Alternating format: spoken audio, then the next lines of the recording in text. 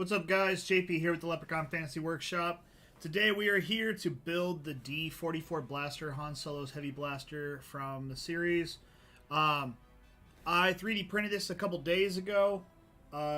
It's a really great model. I'll put in a link on YouTube on the video when we post it. Where exactly I got the files from. Pretty painless for the most part of the print process. Spent yesterday cleaning up the prints and then putting on a coat of filler spray paint and primer.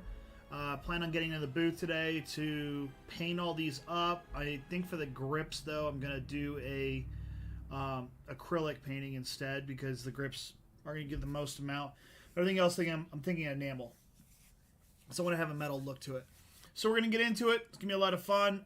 So let's, without further ado, let's just get into it. So, as you can see, I've got everything here. It prints in a ton of parts. So I've got the frame. I did do a little assembly. I put on the bottom plate here and the I don't know what to call it since it is like a space gun, but the regulator, the cooling system. I don't know. And then so I'm going to kind of sort this out. I've got the telescopics. Some of the pieces I did kind of glue up a little bit. You got the grips, and I do want to pop in. The grips have a little separate, and I wasn't going to, I left this one out because I was thinking about, well, I wanted to paint it separately, but since I finally decided to go with the acrylics, I'm just going to pop the other one in there. So, yeah.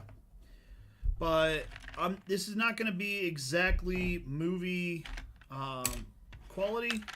I'm not looking to make an exact copy. What I was thinking about doing is building a blaster and then doing a set of Mandalorian armor, but not, again, copying like the Boba Fett's, the Mando, all that kind of stuff. I wanted to kind of make my own. And my kind of ideal Mandalorian would be a gunslinger, with a heavy blaster. So I thought that'd be kind of a cool concept. So yeah, just kind of getting pieces grouped here. I think I'm missing one piece, but it's gonna be a piece that you guys we won't even get to because that's part of the assembly of. Where are So, like I said, this thing printed up pretty well. This goes part of the scope. And this is that piece I want to kind of reprint. This goes on the scope mount right here. And I think I might reprint it or paint it. I don't know yet. I might just use this one. I'll just put it there for now. I'll probably use it. It's not very noticeable, and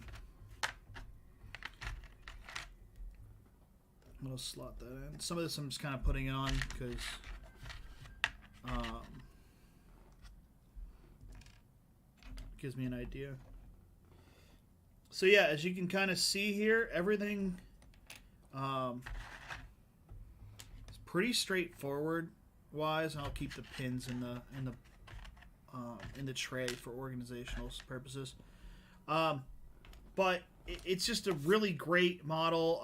You can make the trigger functional. It goes in between. I think it's. Sorry, I don't have the. It goes in there like that. This little stop block piece goes in there like that. And then if you put a rubber band on it, you'll have a working trigger. But I want to paint the trigger, so I'm not going to paint this part. That's why it's shiny and that kind of stuff. But yeah, it's a pretty solid model. I mean, I would say if you only have like one printer, it'd probably take you a couple days to print everything. But all in all, really well detailed, really solid. I did have to clean up some stuff pretty bad. And that's just because probably how I printed. I'll have to clean up more in here, but the pinholes for the grips, and then when I printed the grips, this side here was just a lot of mess. And I did print with a lot of supports on all this, but yeah, all in all, I think it came out rather well. But we're gonna get into it. So I'm gonna use, like I said, I put filler paint on all these. I did sand a lot of the imperfections down. All in all, not too bad. There was a bit of a shift here. I don't know if you can see it, but on the grip, there was a shift in my printer by like a millimeter. It's not that much, but when the grips are on, it'll never be noticeable. So I just and then the trigger well, I did clean up quite a bit, but this actually came broken, and I had to fill it, super glue, sand it, fill it again, blah blah blah blah blah. So the sandpaper I use, I love going to Harbor Freight. Sorry for the glare on my light. I'll try to turn this, but I get like these value packs, and they're on clearance right now. Actually, that's why I'm late to the stream, so apologize for that. I wanted to get a vise for my hobby area, and so I could put stuff in it while I'm looking to wire stuff up and that kind of stuff. And so I saw these value packs because I didn't want to go out in my shop to get, so I have some for in here and some for my shop. But 220 grit, don't really need that right now because like I said, I've already filled it. But I'll go the 500,000 and 120 to get a really nice, smooth, to get as close to a metal finish for the enamels to give it a good look. But this is just great stuff. I do want to share real quick. This is the vise I was talking about that I got. I think it's like $20, and I mean it's vacuum. You sit it on there. This is all rubber, heavy rubber. So I was thinking about doing it for like engine models and like cars and that kind of stuff. I can put the engine in there and be able to do a lot more detail work. Speaking of car models, I did want to announce, along with the Titanic, I can't help myself here. I'll use this camera. I got the 5.1 coupe. I'll definitely do the hot red version. But I'm waiting on some kits for upgrades to do. I want to go really in depth this time with the car model. And since you guys didn't get to see the last car model, I want to be able to do all the wiring and get a bunch of upgrades. And I found a great company. Really old school. It's so old school that I have to fill out a form and mail it in to get the kits that I want. So more to come on that. That'll probably be several weeks out because I don't know how long it's going to take with snail mail and then delivery and that kind of such thing. All right, further ado, let's get into the sanding because I do want to get all these pieces painted up tonight. Obviously, I won't be able to assemble with enamels. I need, you got to have it dry time. But what's great about the sandpaper too is it has the grit on the back of them. So I'm just going to pull out a 120. There's a couple sheets for each one. So it's really kind of a nice...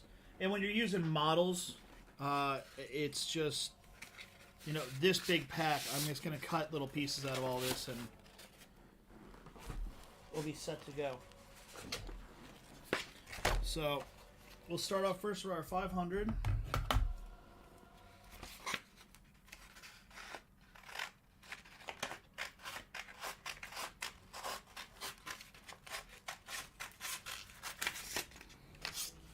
And no mocking my probably not very straight cutting.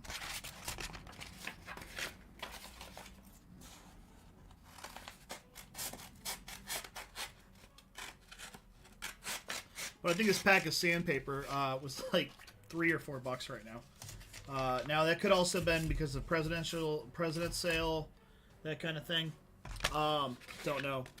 Don't really. I wasn't even realizing it was President's Day until I walked in. They're like, "Oh, did you get your super coupons?" If you've never been to Harbor Freight and you're a hobbyer, I will tell you right now, and this is not endorsements, I'm not getting paid or like that, but holy God, they have everything and anything you could ever want, desire. You can manipulate anything it's just a great place to build your workshop, hobby shop, whatever. Most of the tools, so these are a lot of the tools I use for model making, hobbying, picks and tweezers and all that stuff. Most of this is all from Harbor Freight. This whole tray from just the Harbor Freight stuff is probably just $20. Because you'll get packs of stuff for next to nil. It's great. All right. So some of the stuff I really want to have a good, smooth, or decent finish on is obviously the scope. It's one of the biggest pieces. And I'm just going to go and lightly go over.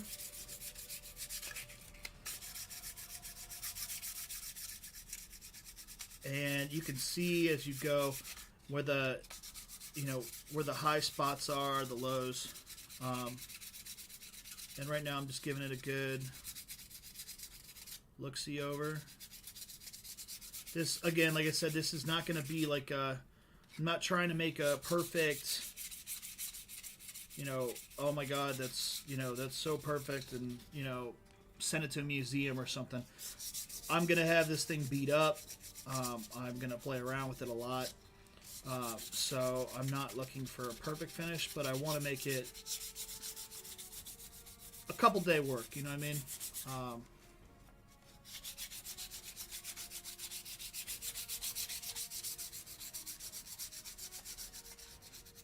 By the way, those couple days of work, I'm talking like also dry time in there. Got other things to make, man. I got Titanic to work on. I've got some other stuff. I still got to finish the roof for Death House.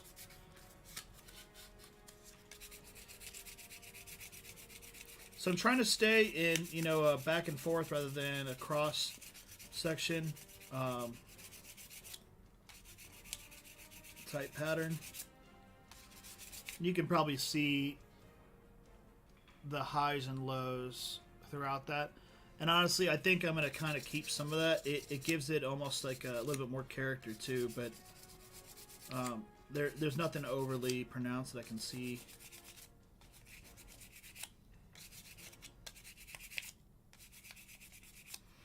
Now I'm just going to go piece at a piece and we move on. So I gotta get this back side here.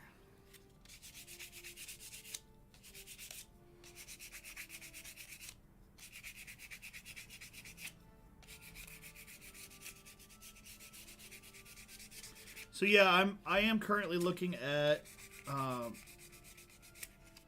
building a Mandalorian suit of armor.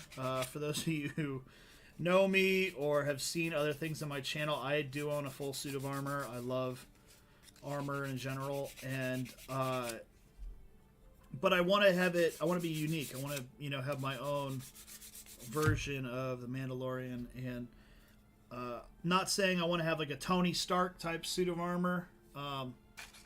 But I would definitely be one of those ones who has a lot more gadgets and gears and gizmos versus like the Boba Fett's of the world that have a heavy blaster or a disintegration rifle or Jango Fett's dual pistol, that kind of thing.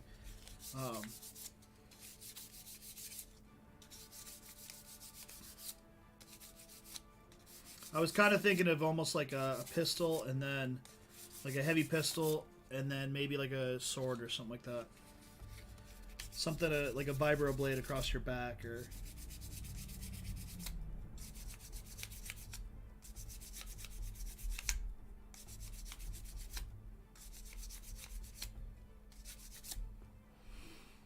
So I think right now that's coming out pretty solid.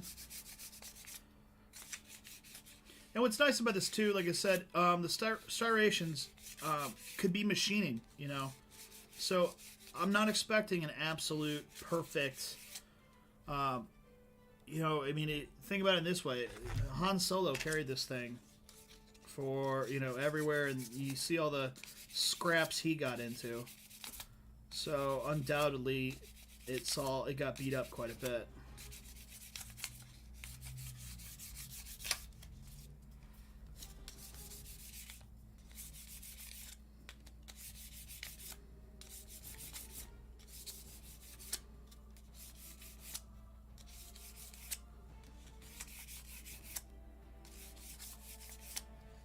Cool. I think we'll just call that right there. So already one major part done. And I love these organizational trays. You can just throw stuff in there real quick. I mean, I use it. When I do spray painting, I do that downstairs in my. I kind of made a makeshift spray booth, and it's and I can throw everything in that tray and just grab and go. I'm not going to go with the grips too much because I want them to be a little bit of the, having the grain kind of thing going on. So I'm going to leave them more rough, just 500.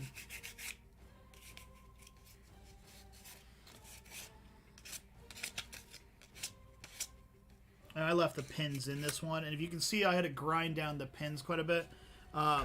When they printed, a lot of the inside here, so I'm going to have to pick this one out a little bit, so they'll be flush when we put them on the blaster.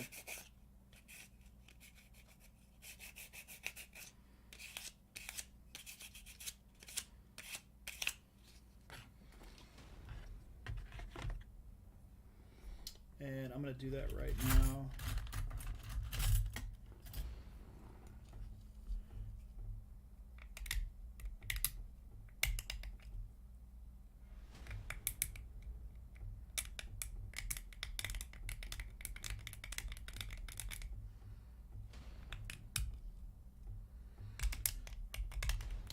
Kind of want to do I thought I had this, it was pretty solid, I thought, yesterday when I was sanding everything out. But then when I put this all together, and let's try, see if that did anything. Wrong side.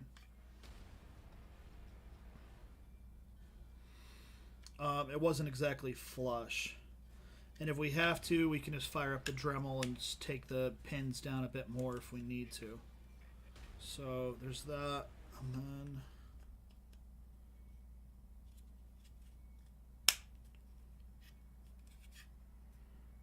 flush. Yeah, that's it's a little bit off. You can see there's a bit of a gap in between. I think real quick we'll just fire up the Dremel and take it looks like the back pin's a little bit pronounced. No worries. No worries at all. I don't want to damage the receiver. So, real quick, get the Dremel fired up, and then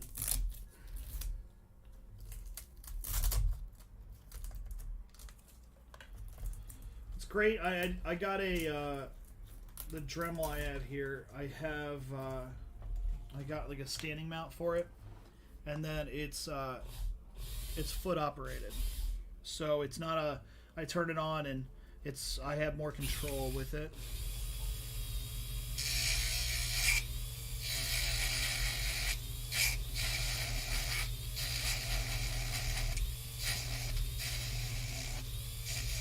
So what probably happened is I got a bunch of filler in that peg when I was painting.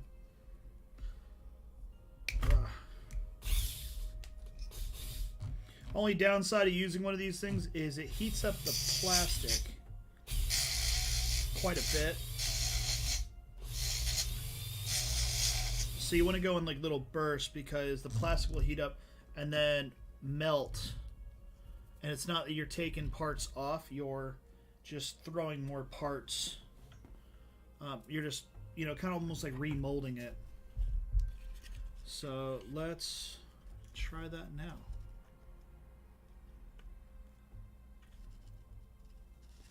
Don't want to force anything. Might need to trim that end.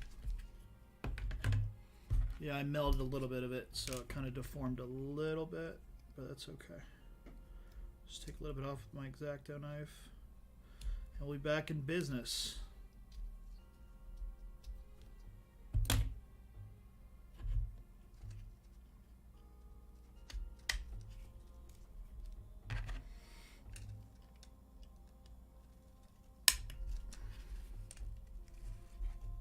That's much better.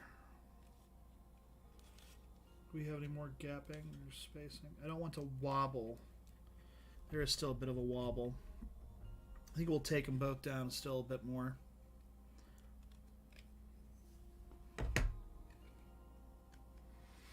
want to do this now before I go to paint and, you know, then have to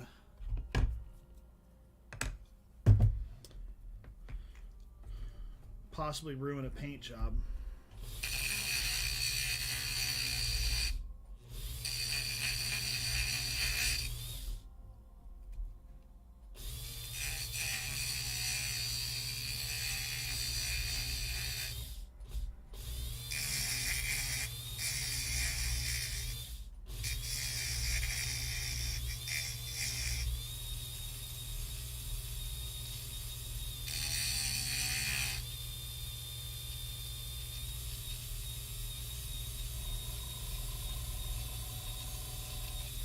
By the way, that sound you just heard, that's my airbrush compressor. Just every so often, like every hour or two, it'll fire up.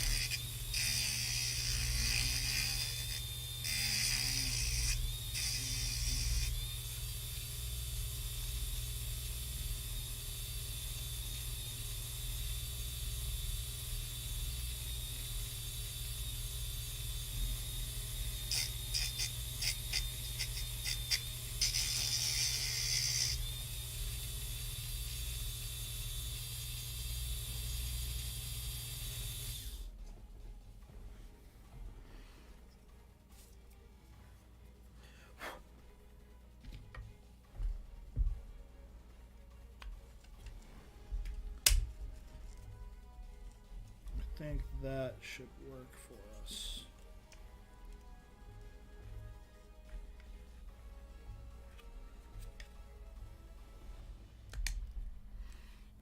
There we go. No wobble at all. Pretty solid.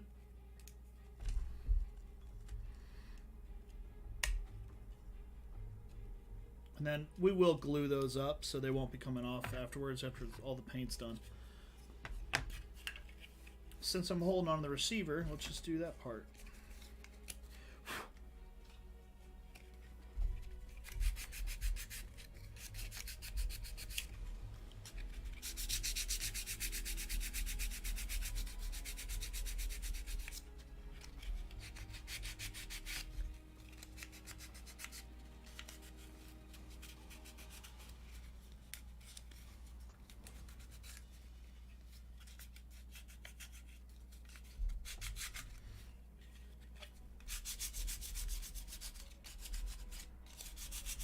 So for the paint scheme of this, most of it, what I plan on doing is gunmetal. Like I said, in enamel for the most of the parts. The grips, I plan on using acrylics just because I want to do more green work and that sort of thing. And I'm going to be handling the grips obviously a lot more than the rest of the piece. But I'll clear everything as well, though, too, because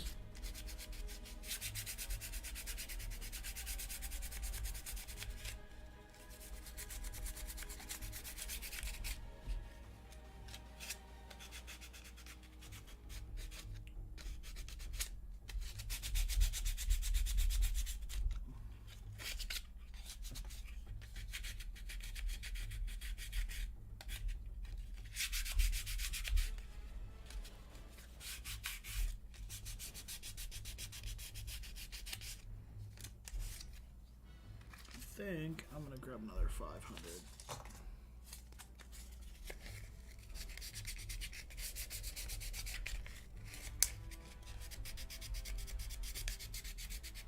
Yeah, that's much better.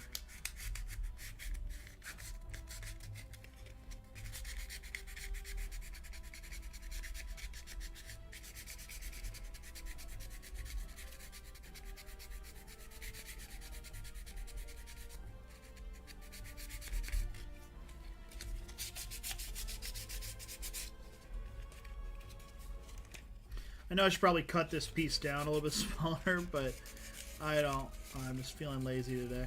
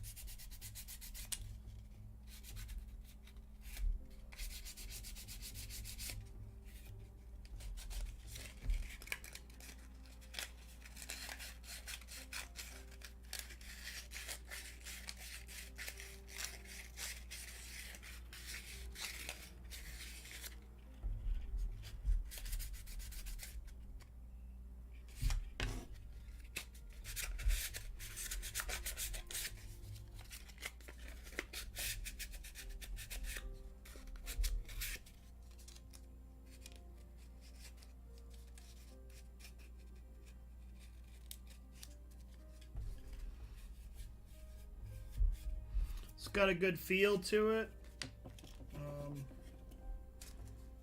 Really hoping this comes out well. Like I said, I really enjoy this model. I was flipping through. I got it off Thingiverse, and like I said, I will throw a link in the video on YouTube. But as soon as I saw it, I was just like, oh, that's awesome. I have to have that. That's definitely worth building.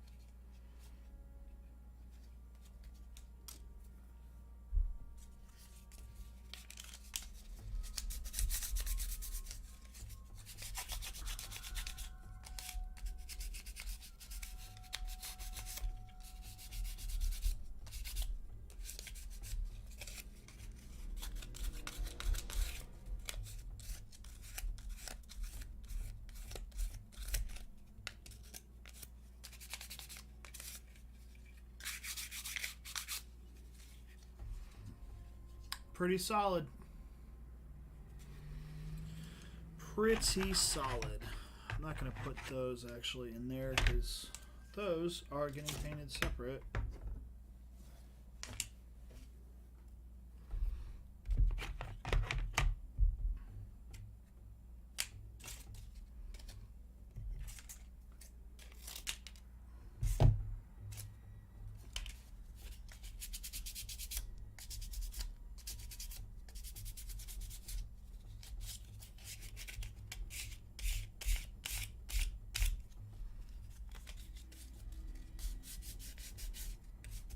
So I do think some stuff I might assemble a little bit just because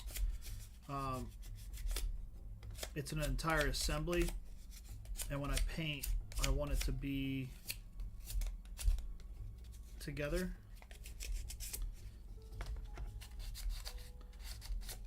I was thinking about assembling the most of the scope, not the rings, because the rings are going to be separate. They're going to be brass.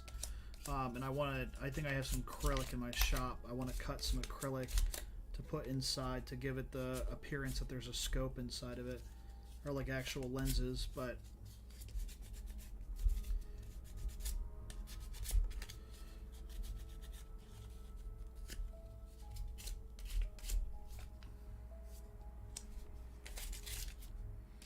yeah, that will be right there.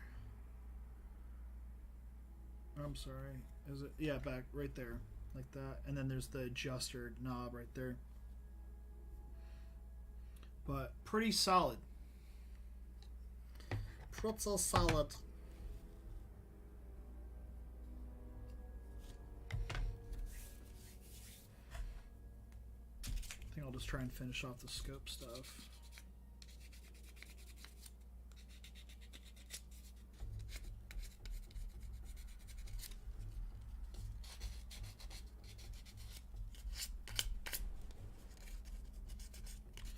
So, kind of talking model building now.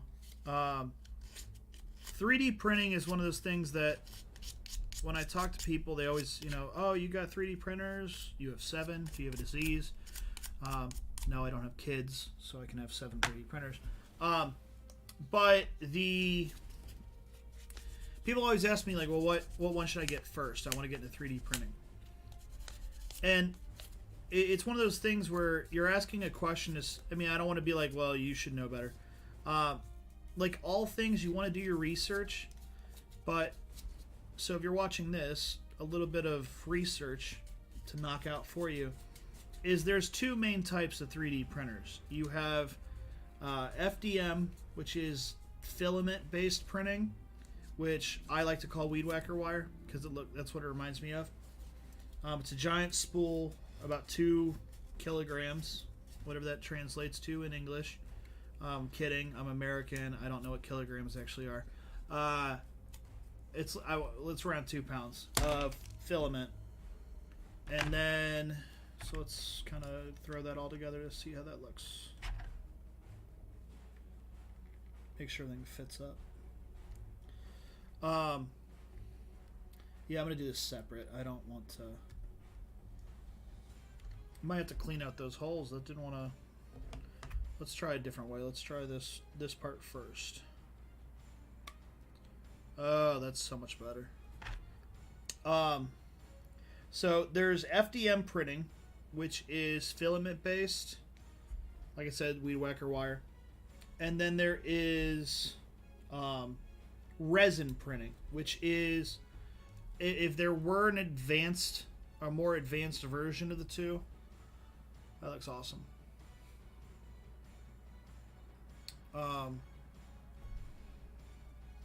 Actually, I've got it bloody backwards again. I'm an idiot. It goes on the other side of the gun, so I've got this literally backwards. That's why you always test fit your crap before you glue anything up. I mean, if you follow me, you know that I'm a huge fan of Adam Savage and their demerit badges, as they call them, of building. And I've earned every one of them. I'm just terrible. I do have all of them. I want to put them on my shop apron. So that will go there, and I think I got an idea for how I want to do this piece. This piece is going to get seriously painted. So that goes on there. I don't want to put that on there though yet, but that's solid. And I think I will take it apart to paint. So, yeah, with the resin printing, the reason why I say resin printing is more advanced or like that, resin's toxic. It's not good to breathe. It's not good to handle. It's not good to, it's just, I mean, it's awesome for printing, but it's just not, it is not your, it's not as forgiving. Like filament, you just throw the roll on and there you go, kind of thing. Resin is more of a, you got to take care of it. You got to baby it a lot more. And it's not like you can just poke it with a stick or something like that if you have an issue.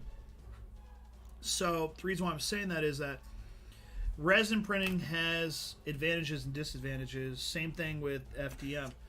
With resin printing, you will get extreme detail.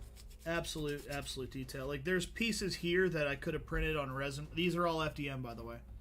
But like, for instance, the windage knob, if you can see that, this moves up and down, and then there's numbers on there. You can't really probably see them that well anymore because I put filler on top of them. I don't really care that no one's ever going to look that close.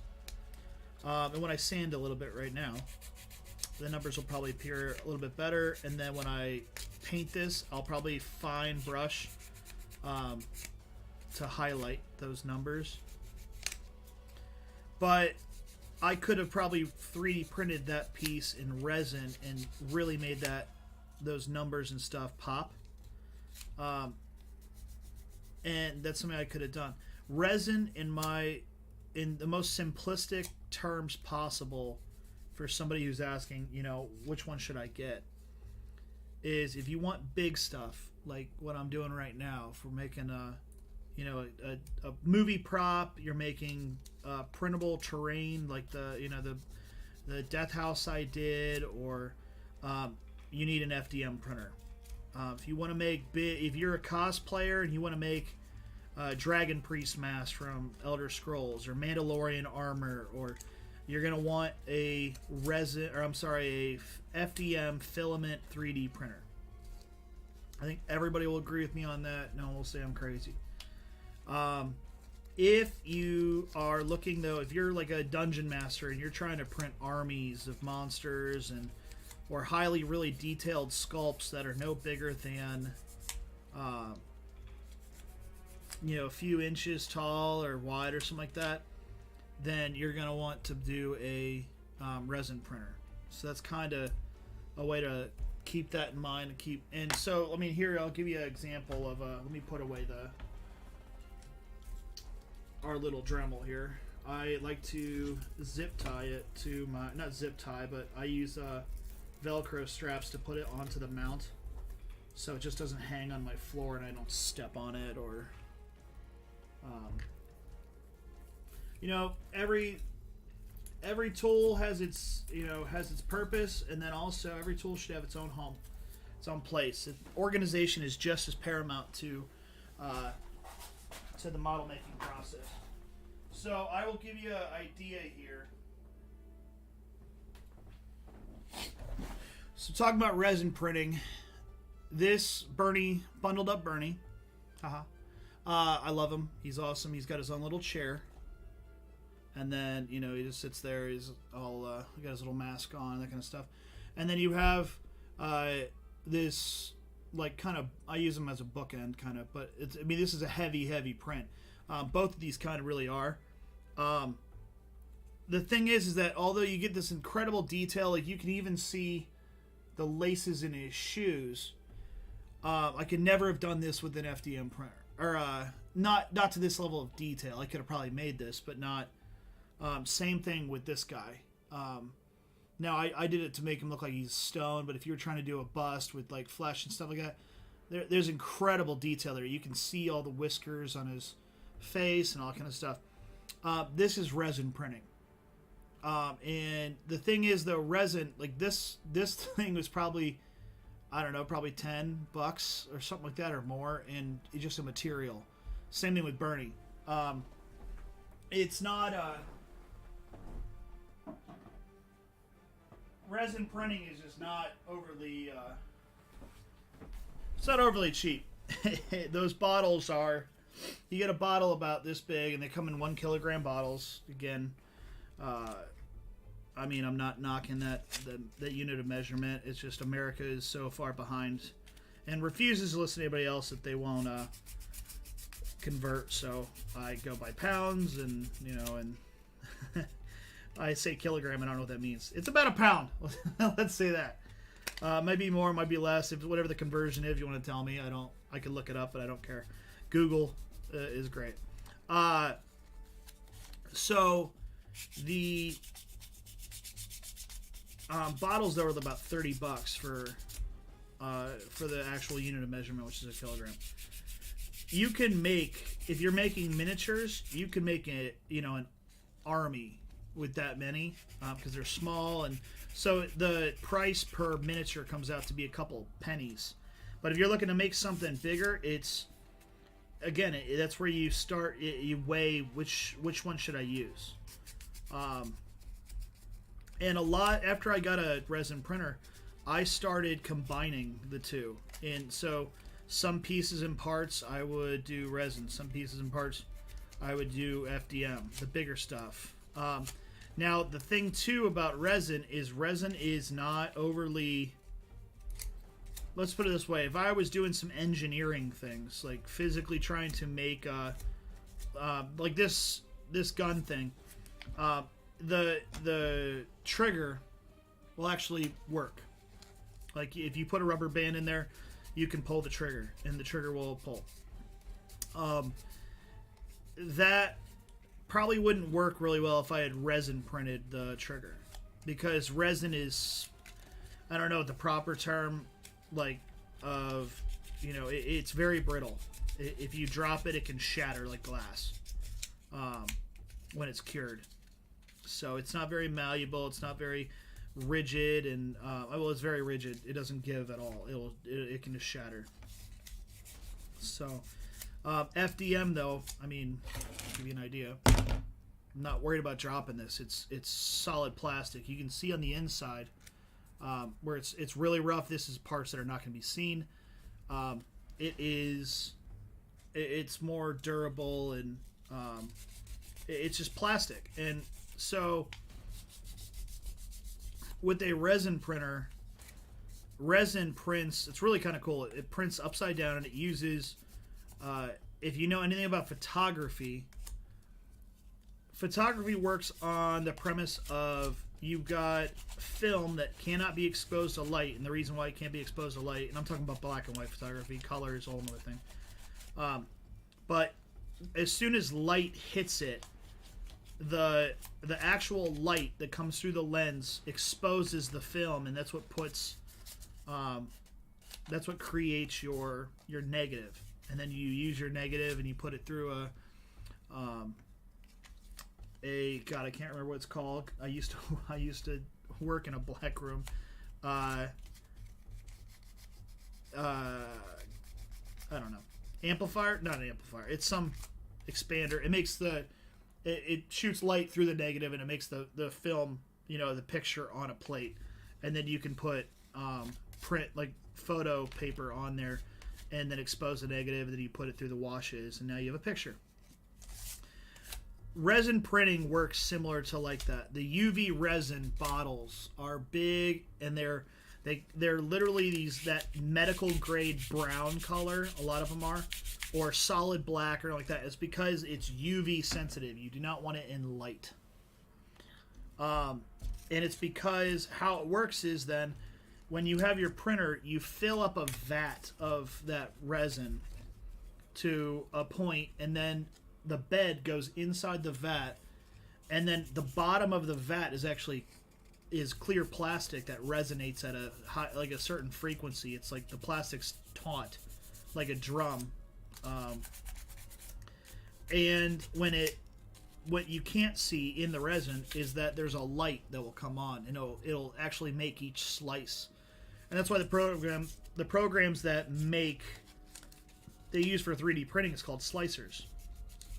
Because it takes this object and it makes the layers. So this might actually be like several hundred layers, because each one of these you can't really see them anymore, because that's what the whole part of putting filler and stuff is you're hiding your print lines, and it makes it more like they're solid objects, but if you look really carefully at this grip, you can probably see some of the lines in there going down. Now, anything that's like curvature like that, it's kind of hard not to completely hide the lines. For this purpose, this is meant to be wood, right? So it kind of almost gives like a wood grain, so I don't really care about that. But yeah, that's kind of the gist. So that's kind of how you want to look at it. The simple question is, every time somebody asks me that question, my first response is, well, what are you looking to make? If you're looking to make big things, FDM. And if you're looking to be able to, that big spool, that roll, you could build, if you're a D&D player, you could build 2 or 3 houses with a spool, if you're doing it right. If you're building, like a dragon priest mask from Elder Scrolls, no joke, I think you can print one of those with one printer in about half a day. I made a couple of them for display. I kind of want to make another one to wear. Just really make it really detailed. The other ones were going to be up mounted on my wall, so I didn't really care about how they looked. But it's just a mount, so I don't really care too much about making that perfect. This little guy doesn't need anything because he's not even getting painted.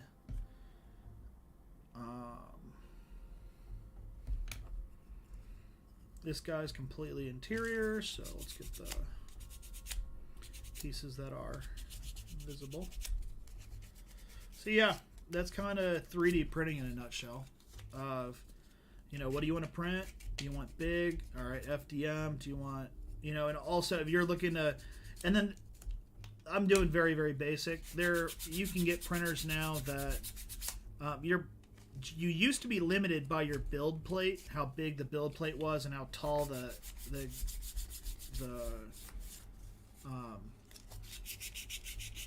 how tall your gantry was for your extruder and that kind of stuff. That the game has kind of changed. It's a new technology. There's a whole lot of cool stuff happening with it. A company, I think it's Creality, somebody came out with like a treadmill bed that it just keeps on printing, which is really cool. And so you could, if you want to print a sword, instead of printing, you know, the blade is in like 50 pieces and you have to glue it together and try and hide the seams, and you know, it prints in one long piece, and so you have one giant sword. It used to be you just had to get a bigger printer each time, so that's kind of revolutionary too. 3D printing is amazing. How far it's just like computers. You know, every day computers get probably 1,000 times smarter than they were when they came out when I was a kid. I mean, the computer that I think we had, our home computer, was like a Packard Bell. I don't even know if that company still exists. And they, I think it had like 258 megabytes of memory or something like that. It was crazy. So, but, you know, now, like, it makes me laugh because when I was in high school, I was still rolling around with discs, like the hard diskettes. When I was in grade school, we had floppy disks. But I think memory sticks came out while I was in high school. And I remember it was like a birthday gift.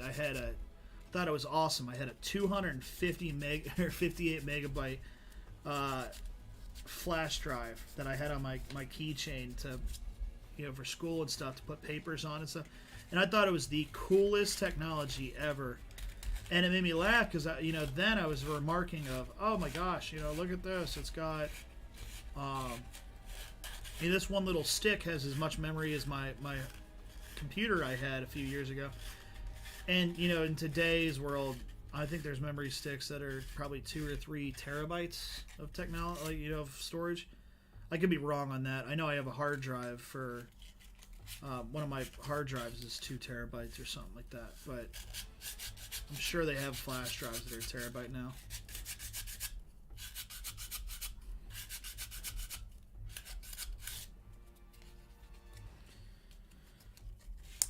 We're getting close to the painting. Sorry, I know this is not the exciting part of model building, but this is... I could have had all this done beforehand, but seriously, I wanted you guys to see it. This is the nuts and bolts of 3D printing, 3D painting, 3D everything. Like, I mean, any model building in general is getting your hands dirty, and going through the more work and prep work you do into your model, the better it's gonna look at the end.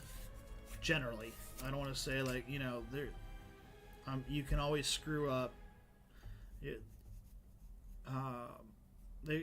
What was it? There's something they used to say in the military was there's no way to idiot-proof anything because idiots are geniuses and they'll always find a way to screw something up.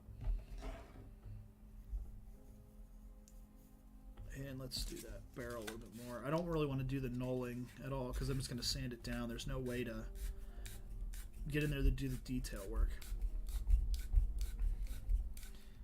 I kind of want to do the barrel almost like in a, I don't know, steel, but at the same time, that's not how the blaster looks in some of the pictures I've seen. So I think I'm just going to go with gunmetal.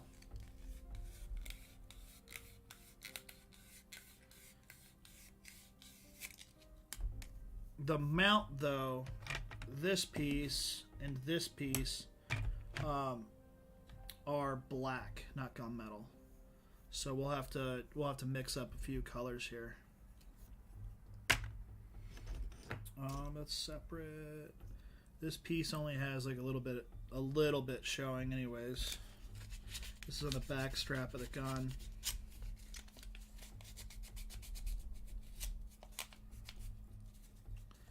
I do want to get the hammer quite a bit, though.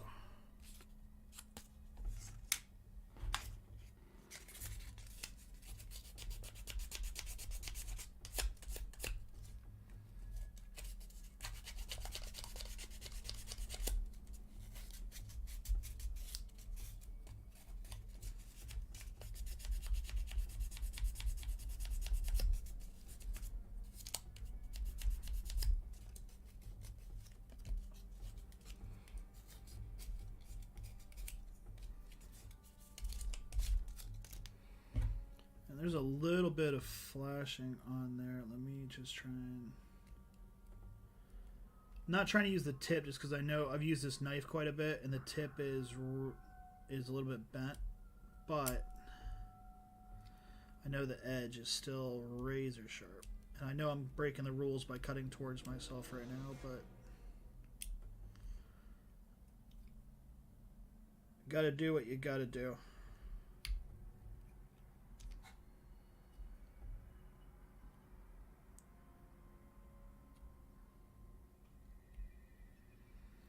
Wonder if that was some of the filler that just kind of... I can't remember how I had this sitting. It might have been sitting on the... sitting down like this, and that's how it got there.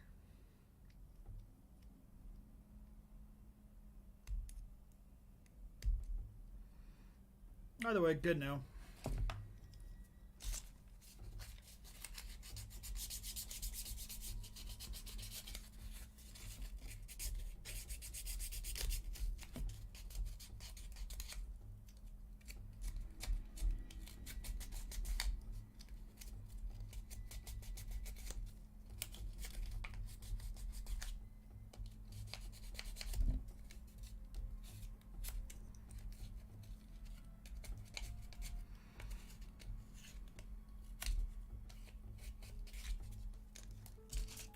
Where's that safety strap?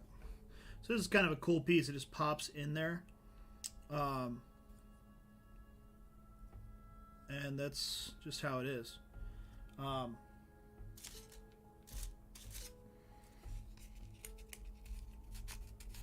might just glue that in. I don't...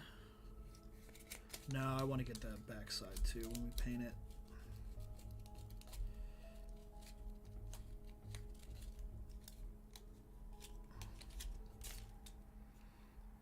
But really cool little piece, you know, and the hammer flips up, flips down. I think a pin goes in there too.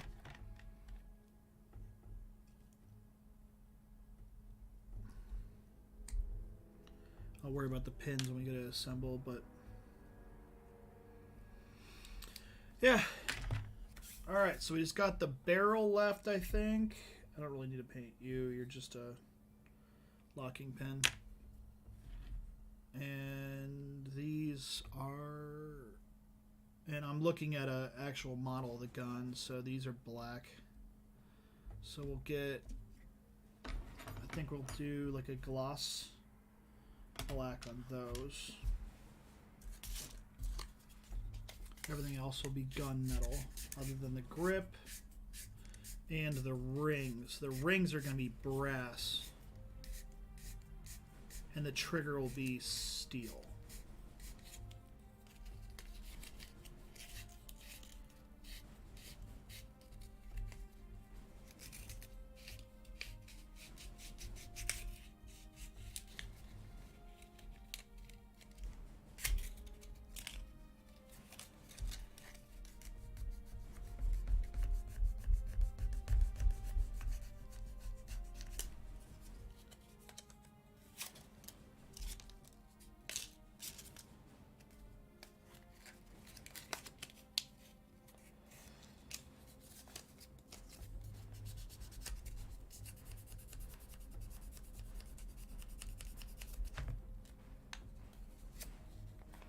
Don't really need to worry about that end too much because it's going to go into the gun.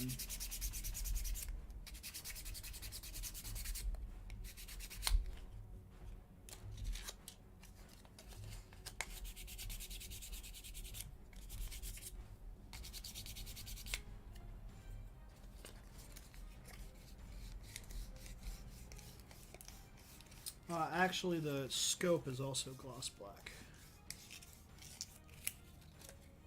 So we'll do that as well. Scope. All right. So I want to say these are spacers. They don't even get looked at. Let's get the scope rings because I do want those to be a really good gloss look to them. Brass.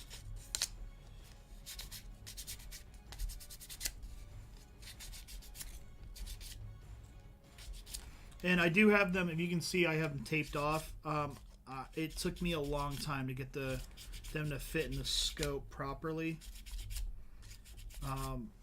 Of like sanding the inside of the scope and that kind of stuff, because they're supposed to be up flush. So I didn't want to risk filler getting on them, and then I had to clean them up more. There might still be a little bit more cleanup, but because I didn't tape off the inside of the scope, but I'm not too worried about that.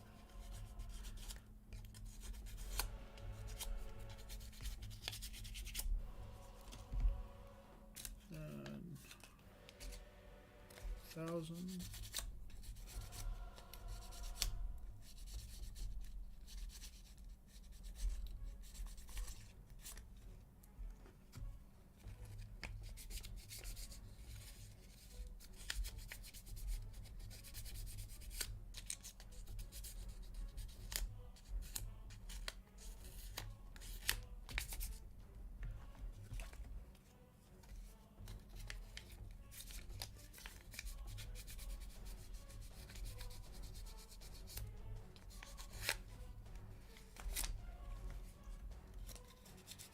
All right.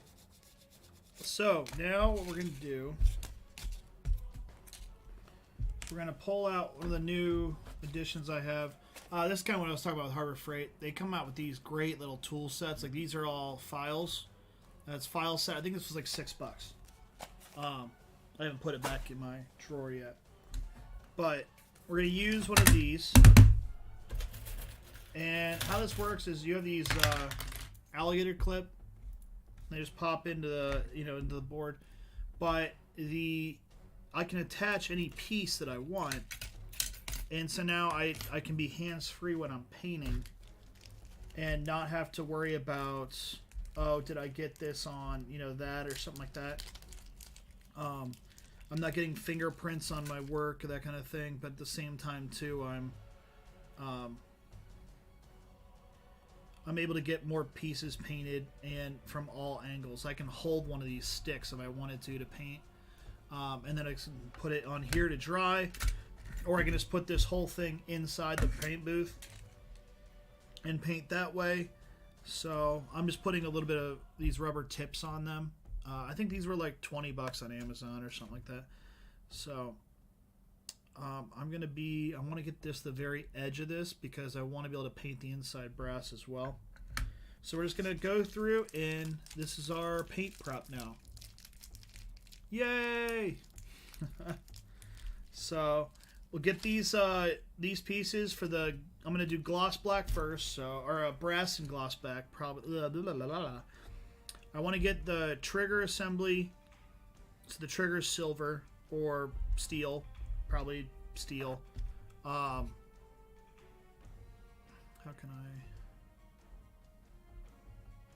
That'll work. Yeah. I want to get these done and separated, and then I can go on to. I think with this one, I don't need to worry about gripping the plastic. Yeah. So there's gonna be brass.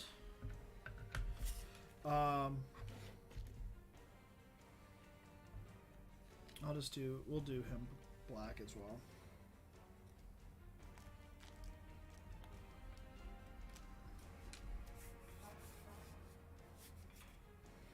How could I connect this to something? Stand by.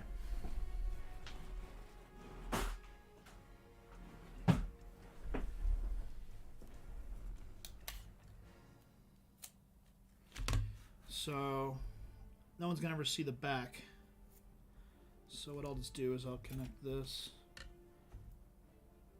to there.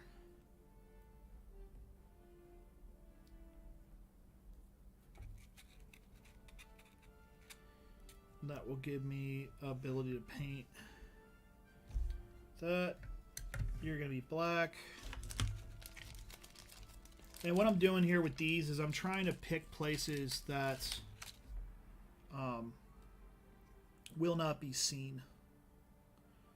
That's the key, is because obviously if I if it's gripping somewhere that is going to be visible in the model, I'm going to have the place where the grips were, which is no bueno.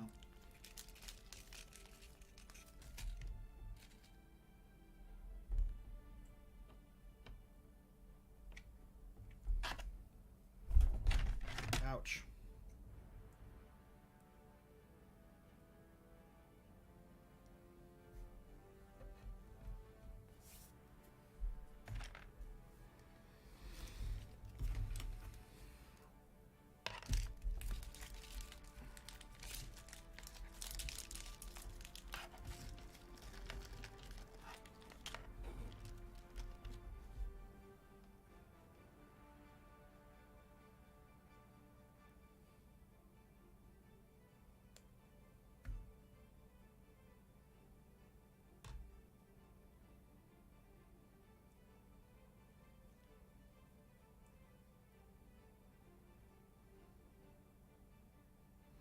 Now, my one concern is that the alligator clip, I'm getting something on the ledge, on the edge, and just pops right off and shoots across the room. That's a concern, but I'm going to try something here.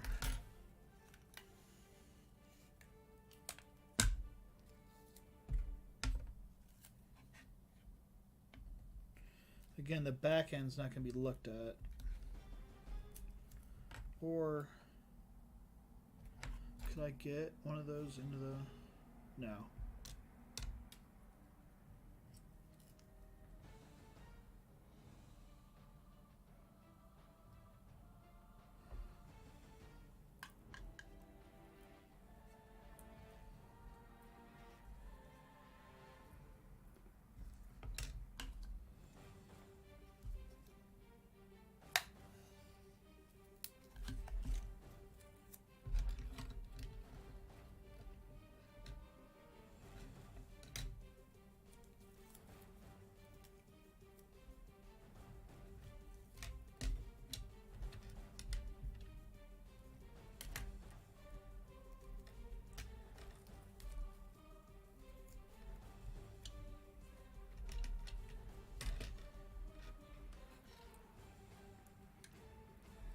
This is going to be a challenge if we can get the pins in there.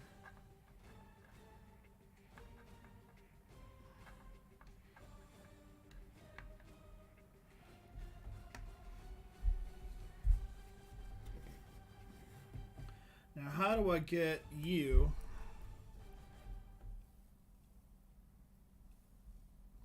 I mean, I could just probably just go like that. Simple enough, I guess. Now, this is not how I'm painting them, by the way, guys. I'm just getting things set up.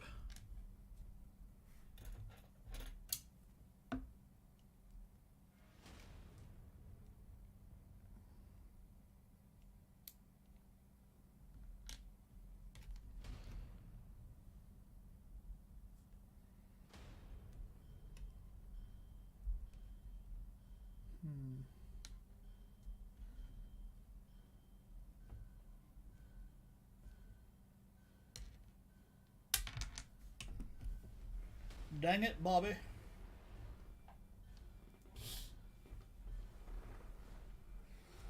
Probably help if I turn off my Dremel. I just realized I just stepped on it and off it went.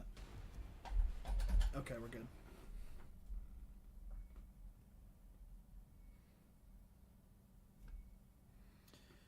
Oh, I wonder if that's going to stay on.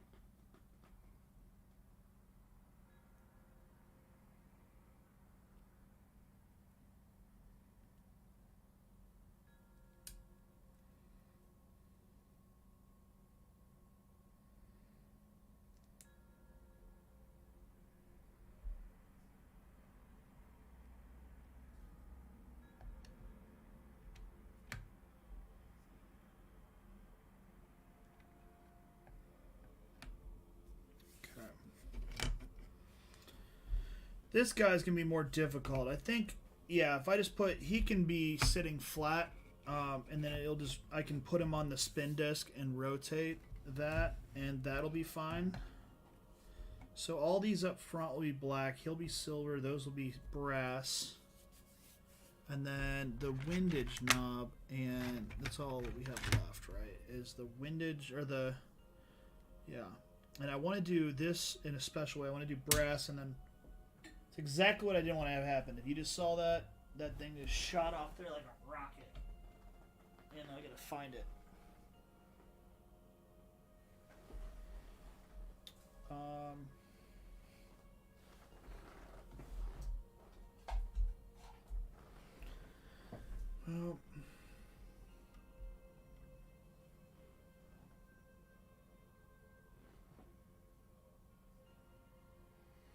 I guess we lay them flat. I gotta find that other one though. I have no idea where he went. I'll use though this one to.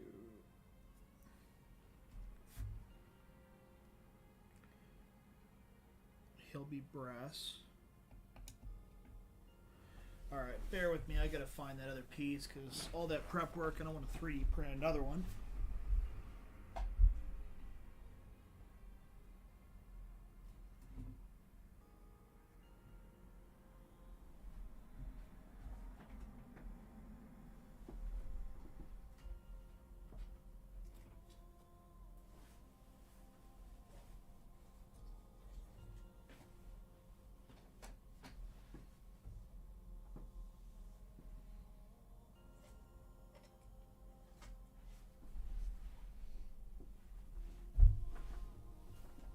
This is fun. I don't know if you can see my butt as I'm doing this.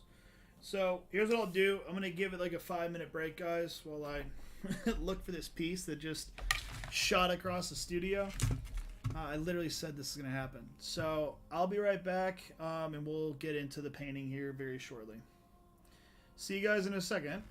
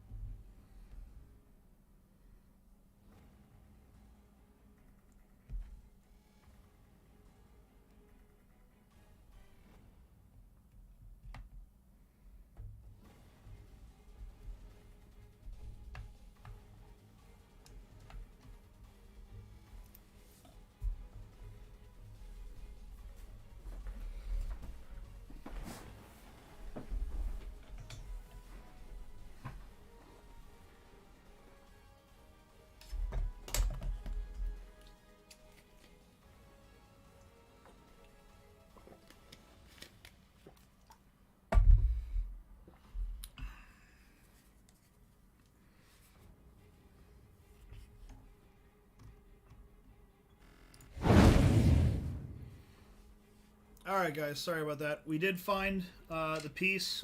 It was all the way over there. So I heard it hit the foot pedal of the rotary, and it must have flung backwards over the other side of the room too after that. So fun. I didn't think it'd be too hard to find. I just couldn't find it. Alright. So I think we've got all of our pieces that are going to be painted black. So now I want to work on I mean, this is kind of our tray here for that, and I think what I'll do is I'll separate the brass pieces that are going to be brass, and then I'll have the I'll have the other one for our steel. And then all that stuff's going to be black. We'll do a gloss black. And let's put that in the booth now. And then this will all be black. We'll do those grips later.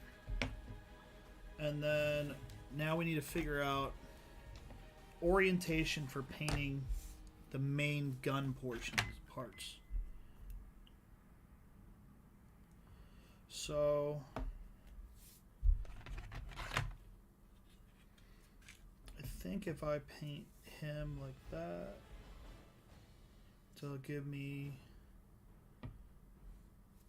or can I use paint stick and somehow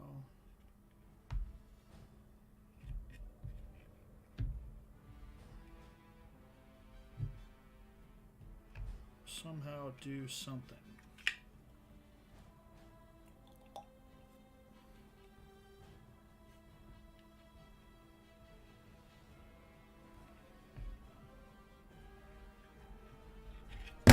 Oh, I didn't want to do that.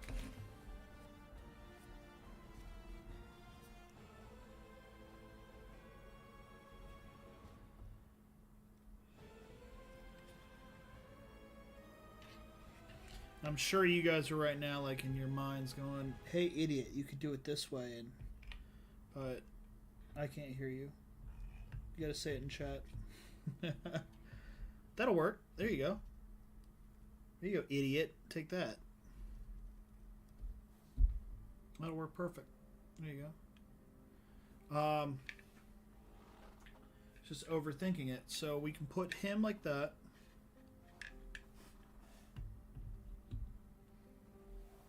That'll work lovely. Only thing that gets seen on this is this piece here and this piece back here, so I'm not overly concerned on how I clip this one on. Some of it doesn't even need to be clipped. I can just put gloves on and just spray. So we'll do that with this. I mean, guys, if some of you guys were like, well, just get in there and paint it. Damn it. Shut up. I want to have a plan going in. That's the thing. It's if I have a plan in the booth and it's just, I'm going to do this, I'm going to do this, I'm going to do this, I'm going to do this, it makes the whole painting experience that much easier. So I'm just putting the back row of gunmetal stuff.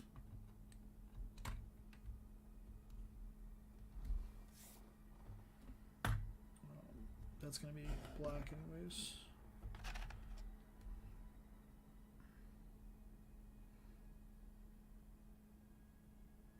Guess I can just lay him flat for gunmetal.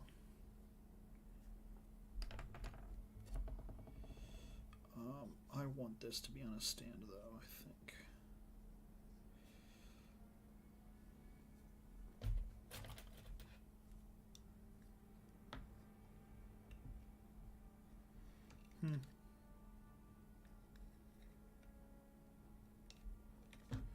Ooh, I've got an idea.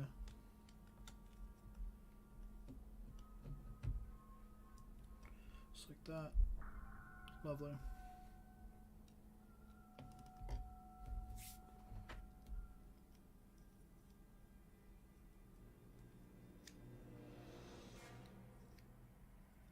That's going to be like that in orientation. So I can put a stick right there. That.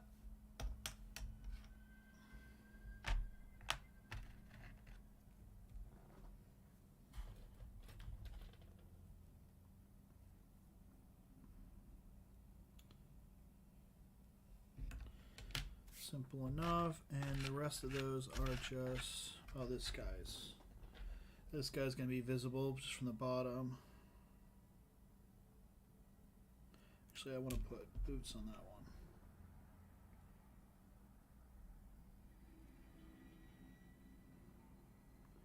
And like I said, these alligator clip things, these are just great. I mean, I've never used them before. Obviously, there's no paint on them. But I've used stuff like this, and I thought about making a set for painting in here, but I found this, and I think it was like $20 on Amazon. I was just like, sold. Two. I buy two. Like, that's and I think now they have a package deal for under 30 or something like that. It's outstanding. Like, it's just so simple. And yeah, can you get it cheaper? I guarantee you could probably make it for pretty cheap, but you also have to measure your time versus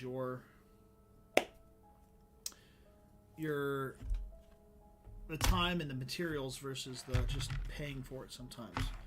Unless you just like to, I made this. I mean, I love that I made this. Don't get me wrong. All right. So now we're on to paint mixing. So let's get set up for that. I will put you back where you belong. Don't think I need another. Oh, I do need to paint you. So one thing I do think maybe if you're going to get these alligator clip things, and anybody's interested, send me a message on YouTube, and I'll try and find the link. I hope you don't fly off. What do you guys think? 50-50 on that flying off?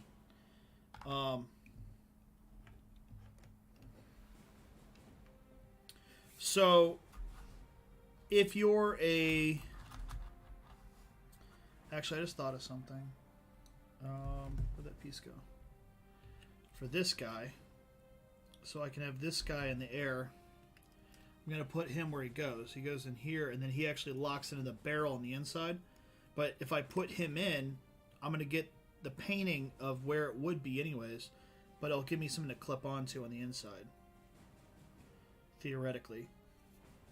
I'll have to remove those boots, though.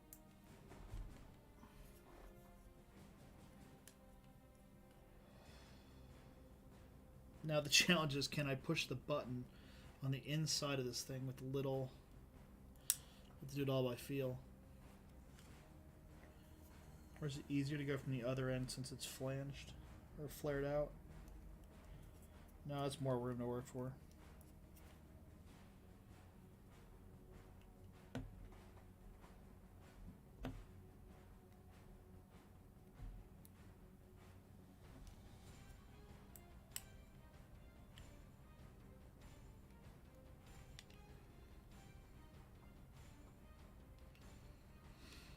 I think I just made this overly difficult.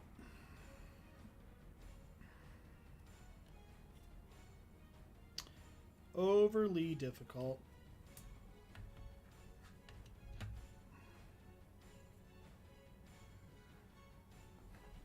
I've got another idea on this guy. So I want to be in the air.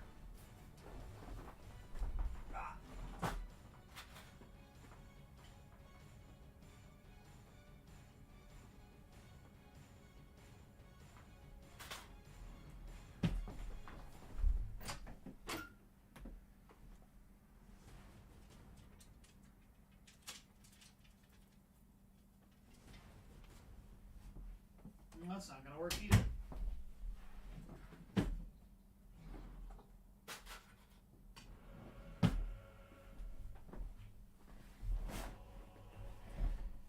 Seeing if I could pull an alligator clip off so I can just put this right in through. But that doesn't seem to be... Because I do it like that and paint that way.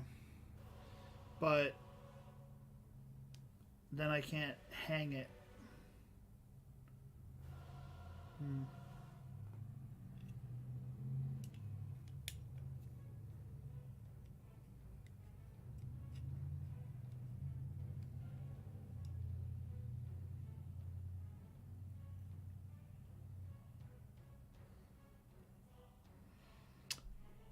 Whale. We'll get around to that. We'll figure that out. Because I can just paint it then and then just lay it down. you know, simple enough like that. Something like that. That's kind of what I'm thinking. Yeah. That'll have to be what we do. That's alright. So let's get back into getting ready for paint. Got our paint mixer. And I'll move everything around here in a second. So I'm going to move this stuff over.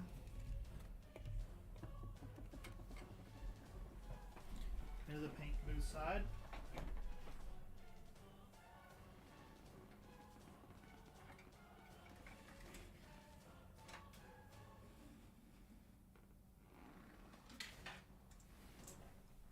Got our trusty paint mixer.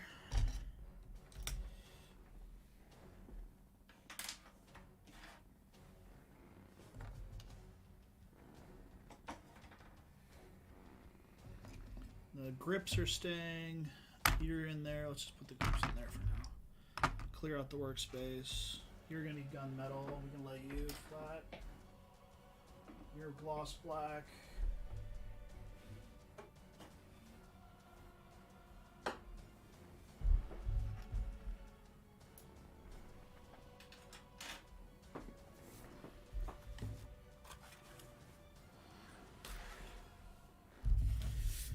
Okay, let's put a cover on you so you don't stab me again. And yes, again, that thing stabbed me once. Came up and bit me.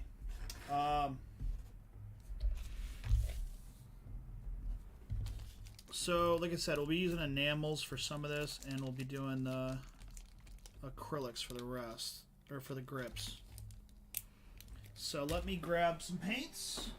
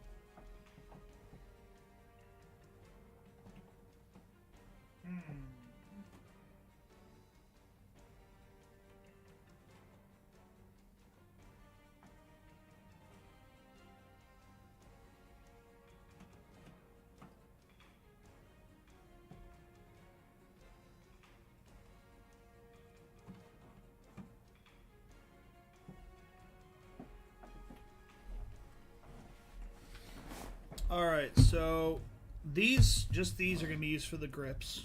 So those are our acrylics. And we'll need our paint set up for that.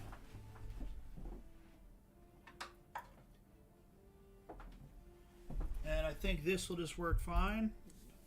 I might need to grab another brush or two, but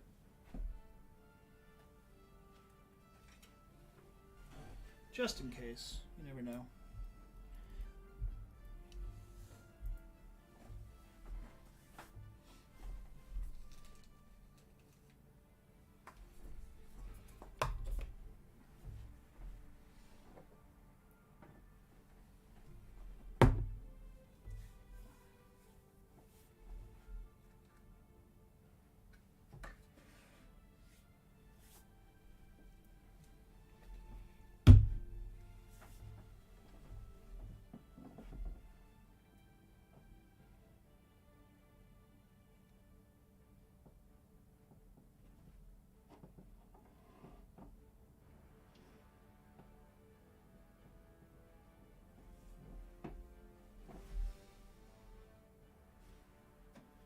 Brass.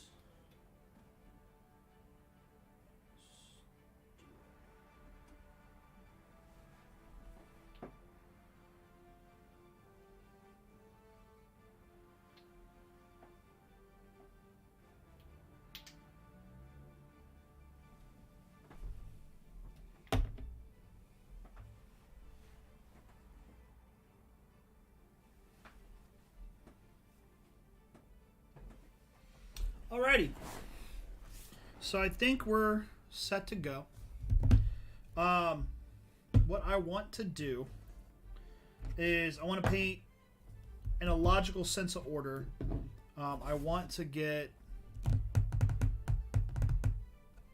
I have everything right? Yeah. So I want to get these done first, just because if I spray acrylics, I can do that and it'll be done in a few minutes. And then I can hand paint and stuff like that while I'm waiting for other stuff to dry. So we'll get the grips done fully today. So I'm going to start off with, and I know I did a review on this and our other mixer, but I'm going to use some burnt umber, which is a great dark brown base. And I'm going to give it a little bit of shaky shake. I don't really use this paint shaker on acrylics because acrylics are easy to shake up. But I'm just going to pop a little bit in here in this cup.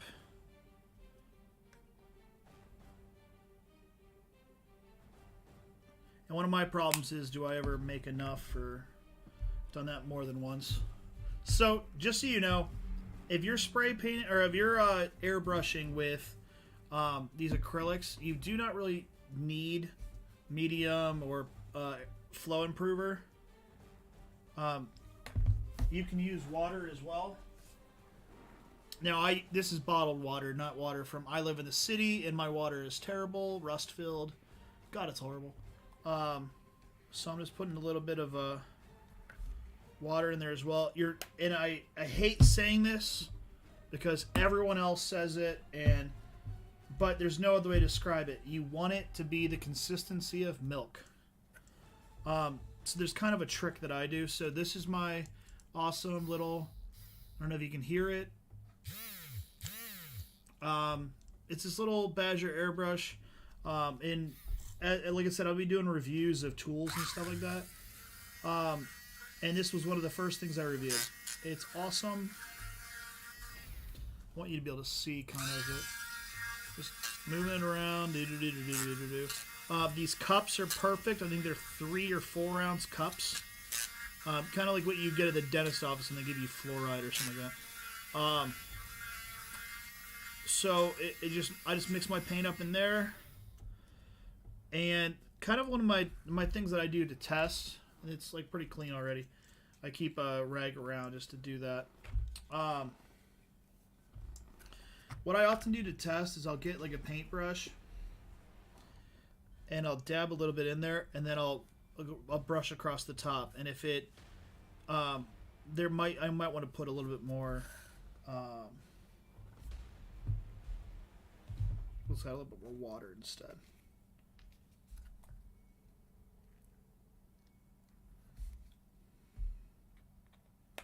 It's more the consistency of a milkshake rather than milk. So, because if you don't mix up well enough, one of the problems you'll experience is that it'll clog your airbrush, and then your airbrush might come out in like sparks, which is no bueno either.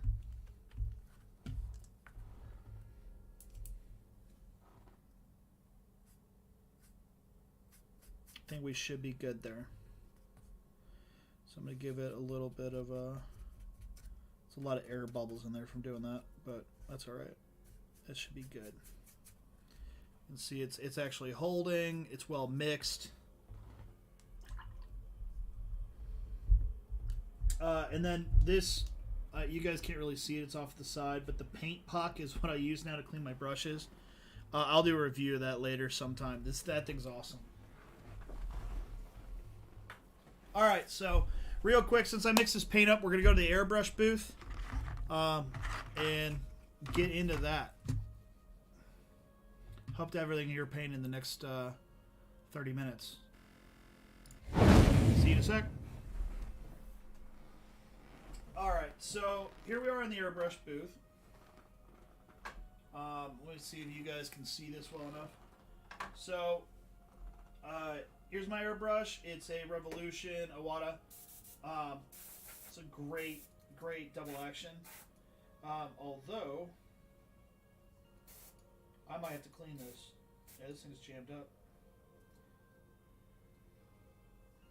It looks like I didn't clean this that well last time I used it. Yeah, the trigger is jammed. So, you know what? We're going to switch over to a different airbrush then.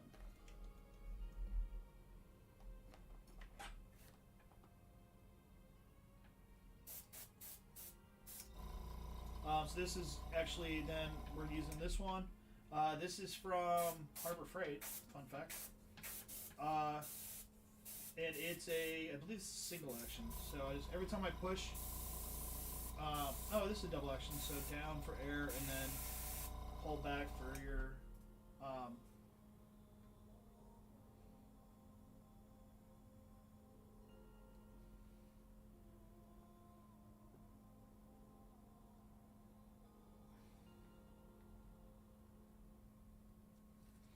see how well I did on my mix.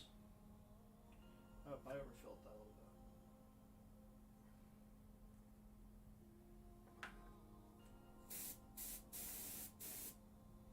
We are not working out too well on this. Let me use a different airbrush. Something's going on.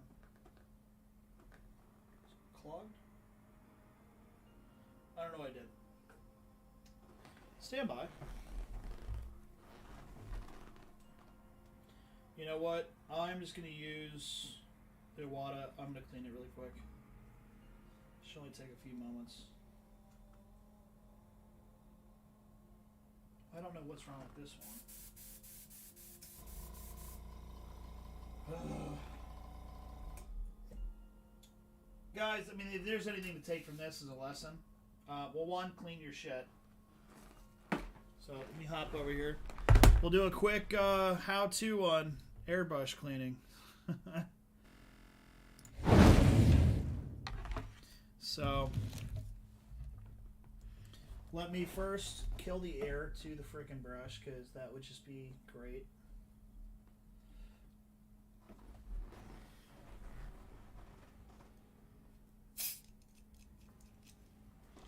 So it is easy enough. The Iwata Revolution is just awesome on breakdown, and I know this is not really slow down, but I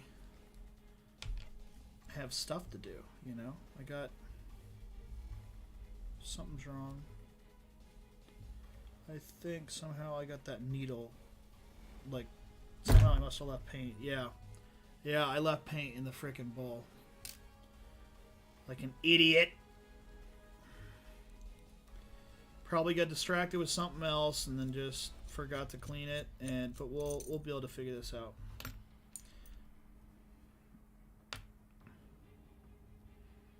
And I'll probably want to take the needle off. All right. So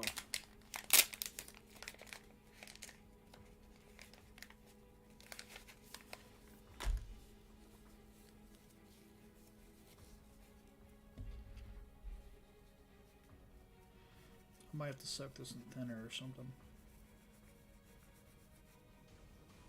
No, that's coming off.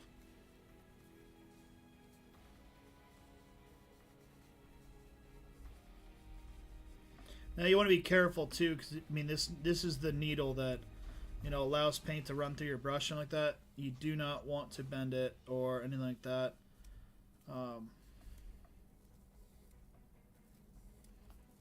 And I have this really great cleaning kit here from Iwata. It's kind of got everything you need to do, like everything you need to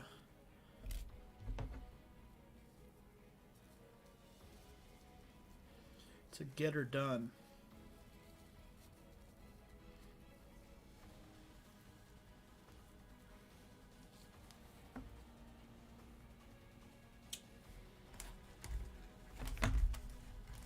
So what I'm going to do is switch over to these to clean out the inside of that bowl. You guys are getting to see all kinds of stuff today. Me effing up.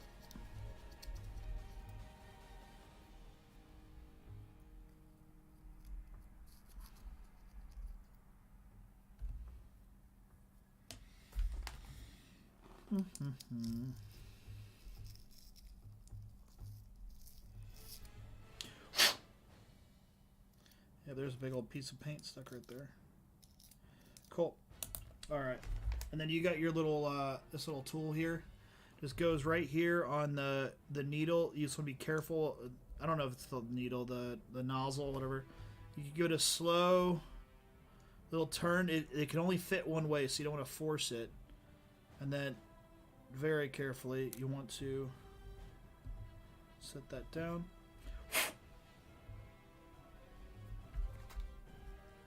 This is another cool tool. So this will allow me to look in to make sure that everything's clear. There's no obstruction.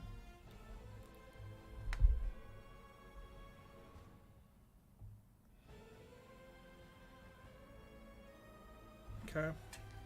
And then I'll be checking the needle in a second as well, but I want to get the other end of this clean.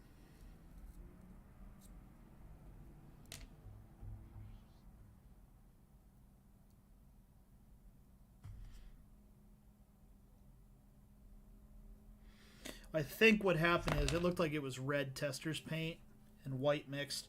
It must have been from my build for my dad for his birthday, and I probably just forgot or just didn't clean it well enough.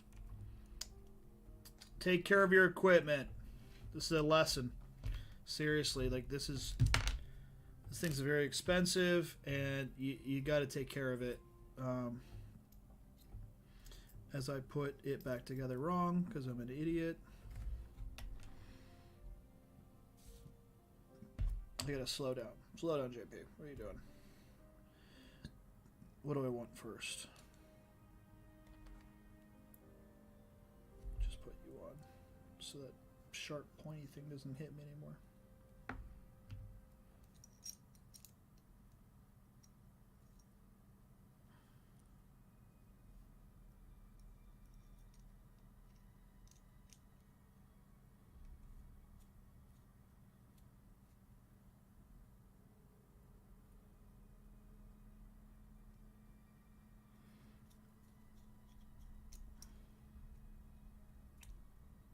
Did I miss a spot?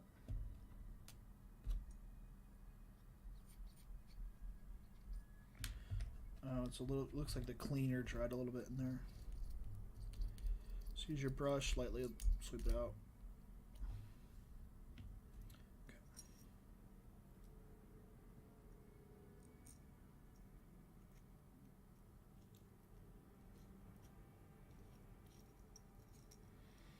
Oh, I'm an idiot. I'm forgetting the button.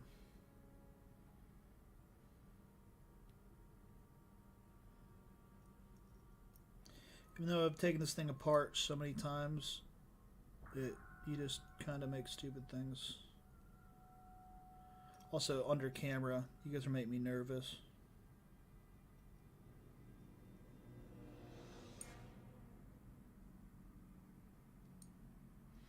Oh, I want to look at how our nozzle is. Oh, I'm good. Okay. Cool little tool. You can see your blockage if you have one.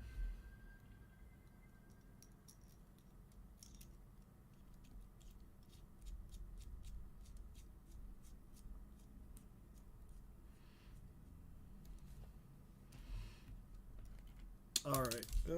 Oh, that's the last thing I wanted to drop.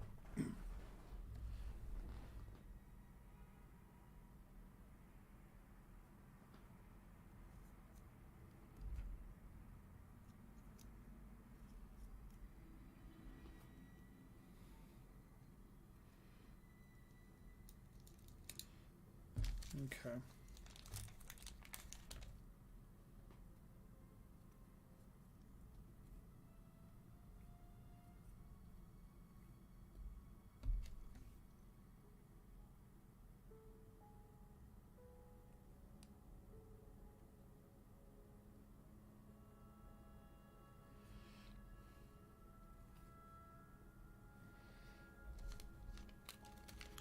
Alrighty.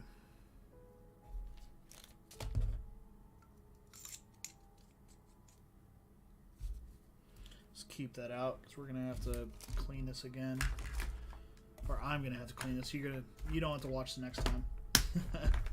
Sorry about that, guys. All right, we should be back in business. Let's really quickly fire it up, test it.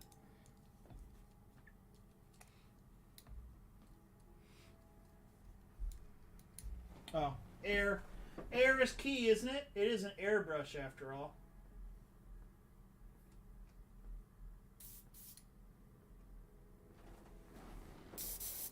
All right, there we go. All right, sorry about the delay.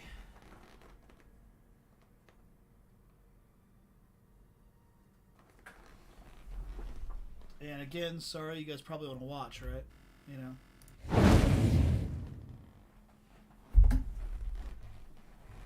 All right. So, you guys can see me, right? Okay. Let me back it up a little bit. So you guys can see here, we got a good stream going on. Don't cross the streams. No,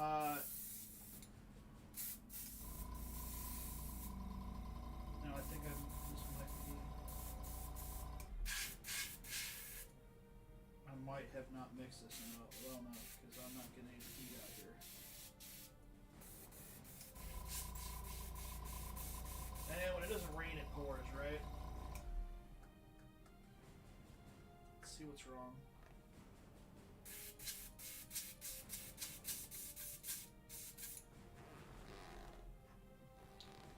Stand by again. Sorry, guys. I don't normally have these kind of problems, but I think it's because I'm doing exactly what I said not to do. Don't rush. Don't be stupid.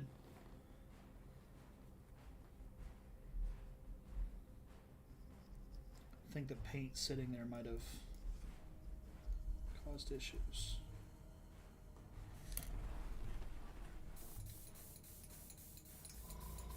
No? Nothing? What's going on? Talk to me, Brush. What's going on?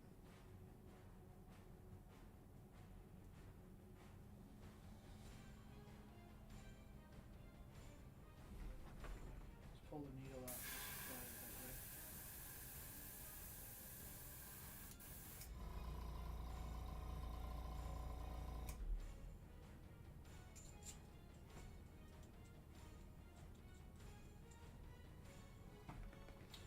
Alright, we gotta figure this out. What's going on? There we go. Alright, there we got something going on there, but that's just firing up the bowl. So let's mix that up a little bit more again.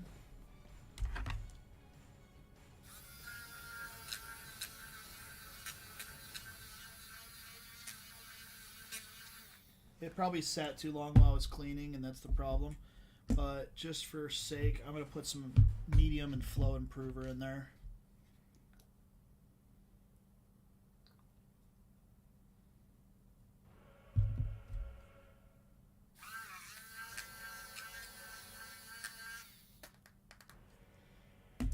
All right.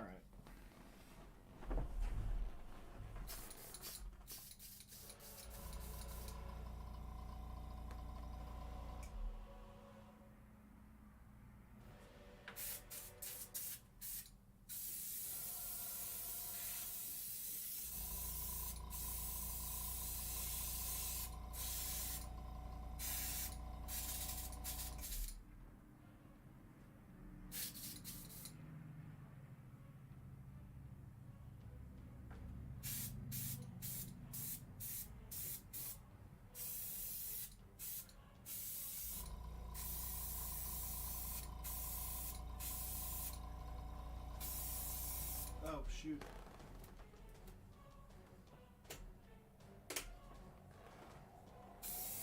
Yeah, keep the, if you have a spray booth, make sure you're actually using the thing that ventilates the air.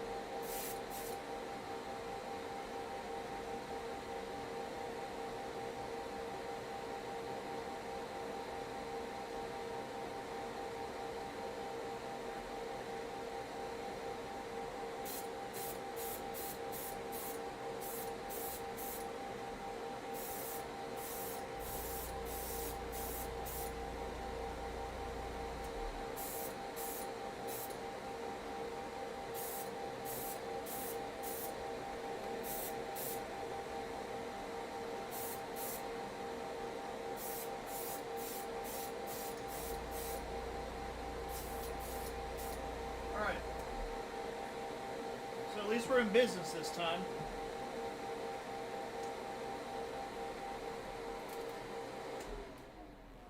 Alright, so at least we're cooking with gas this time. So now we'll get our brush here cleaned out.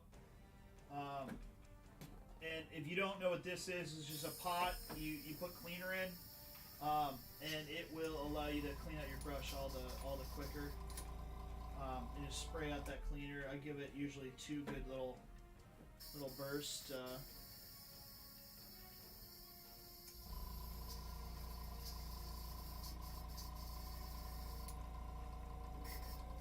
Okay, cool. Alrighty, so let's get that done. So I'm gonna let those sit for a bit, even though the acrylic dries pretty quick.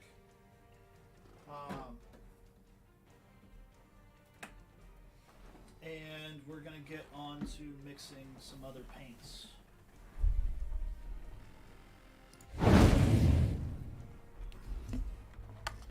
Alright. Now, if it wasn't for the delays, we'd be probably close to finishing up here, but you know, I'm an idiot. Alright, so that's all we need for the acrylics. Now, for the enamels, that's going to be another challenge and a half. So let's go with brass first. I'm feeling brassy. Oh, I need black too. Do I want to use that one though? Let me bear with me 1 second.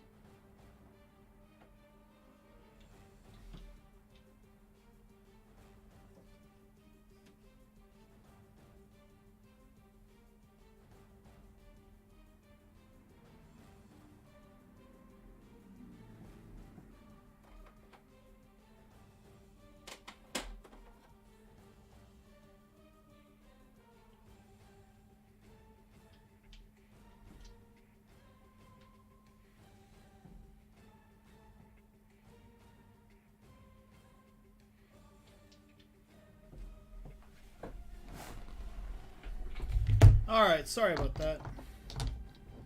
So, I think instead of... The Model Masters paints are limited. Yeah, we're going to use this brass. I have a copper I was thinking about using. But just looking at the picture I have in front of me, and this just doesn't hit it where I want it to. So we're going to strap this guy in for a ride. And off to the races.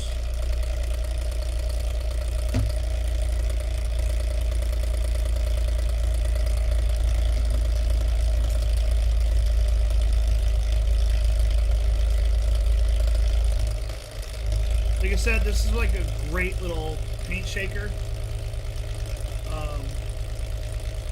Just sweet.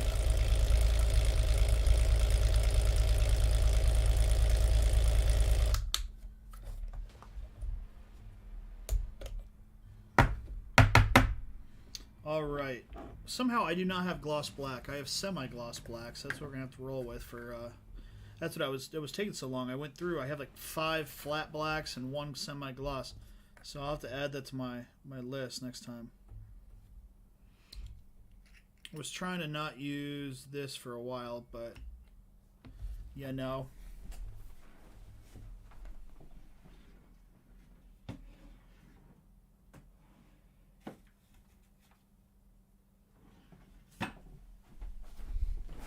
Sometimes you gotta do what you gotta do, right?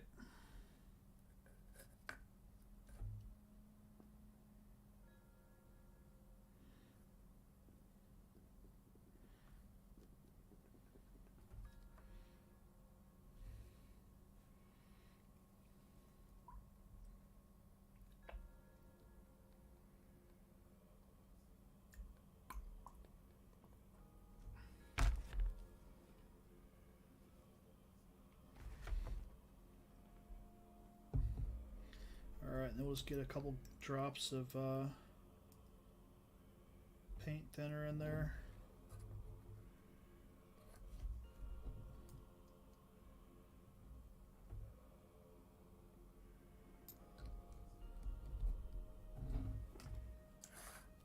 I'm going to cap that before I make a stupid mistake. I have knocked over too many things, and paint does not need to be one of them, especially when it's something that I can barely find anymore.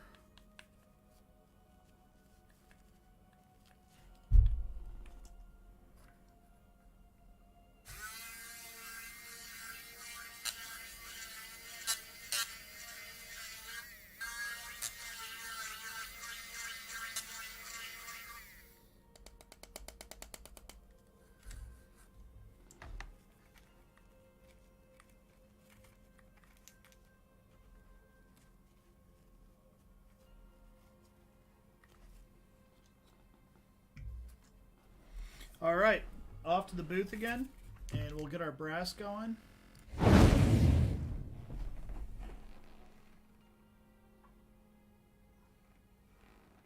Very carefully, I'm going to move these out of here. The grips. I'll grab them in a second.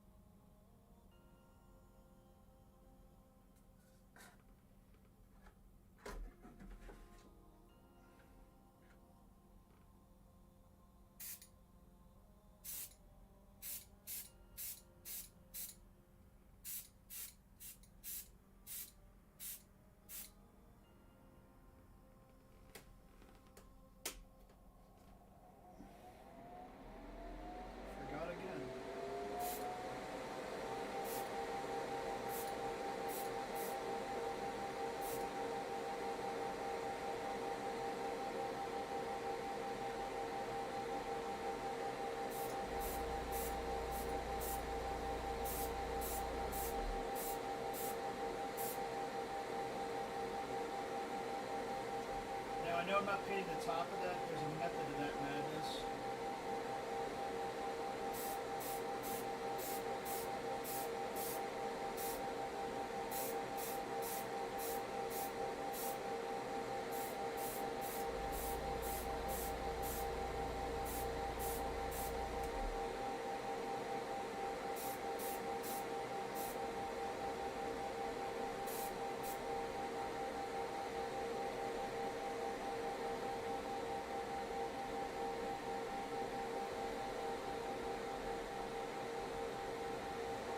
Stand by.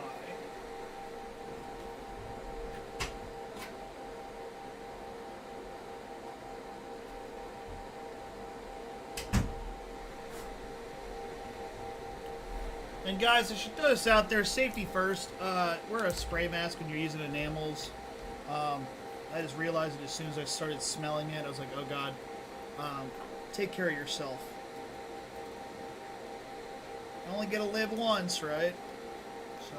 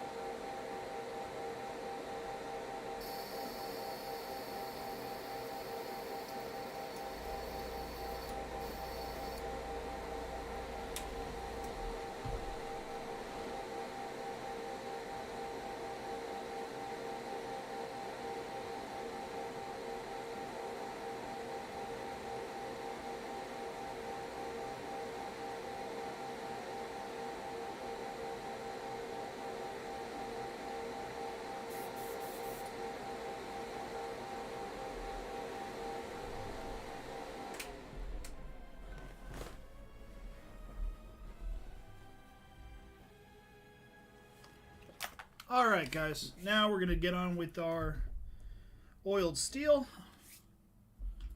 for the other fun stuff going on.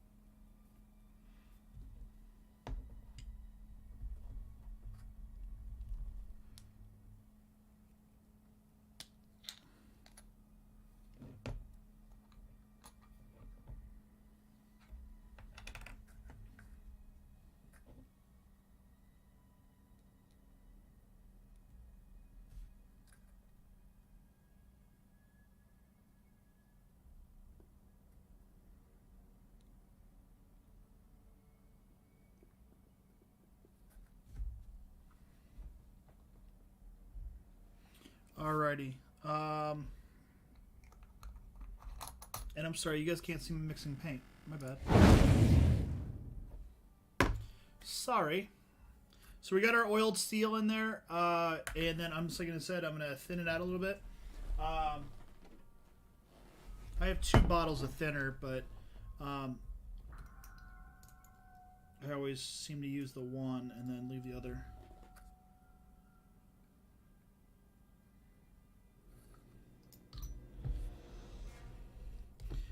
And I found for the tester stuff, like, I mean, it always seems to already be almost ready to go airbrush, but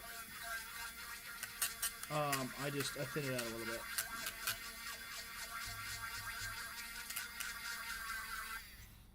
All right, let's get into it. All right. Safety first.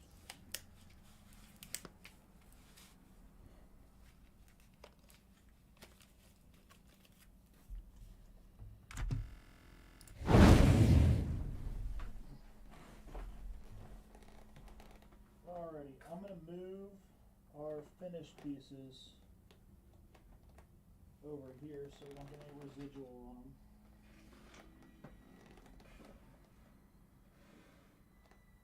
And then I'll just use the other pegboard for what I have, and then this will be what our other one will be for what I've finished. And here we go, our trigger.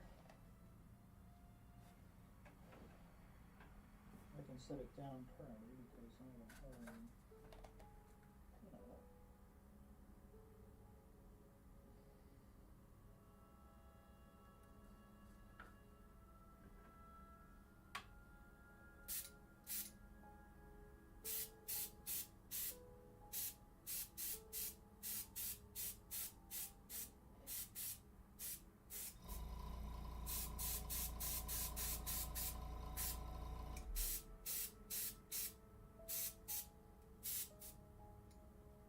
this looks great.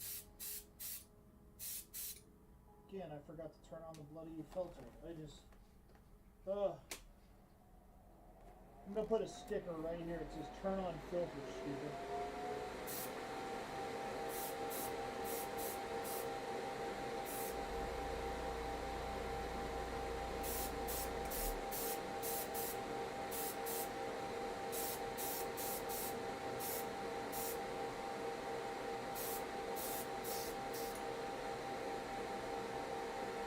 Looks good.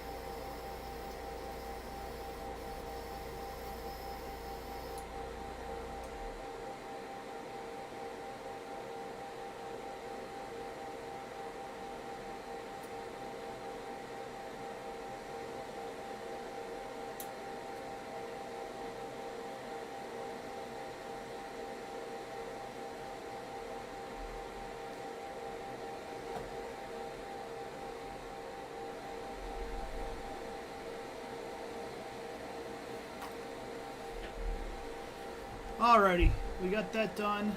I do think in the future I might plug in another microphone over there so you can hear me talk. I left the filter on, so sorry for the louder noise, but I keep on forgetting to put the air filter on, which is going to kill me if I don't start paying attention eventually.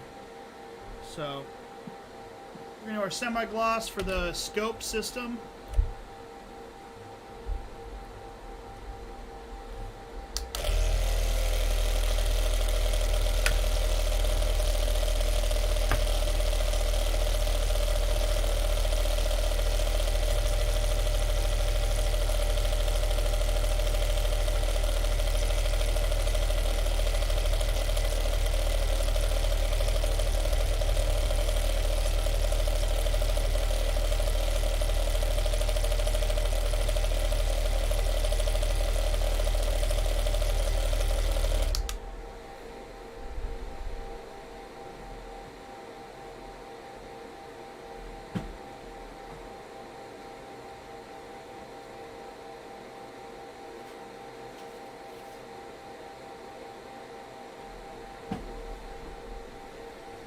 And I really like to use a,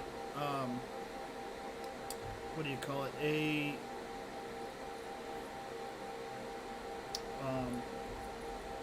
When I'm mixing paints and that kind of thing, I found that if you pour the bottles of testers, you always like somehow back pour on yourself. So what I like to use is I like to use like a like an eyedropper, like a medical one. But since I have a glass one, it's a little bit more difficult to clean in between. So I use these little pipe cleaners and just kind of go to run through really quick beforehand if it's starting to look really bad.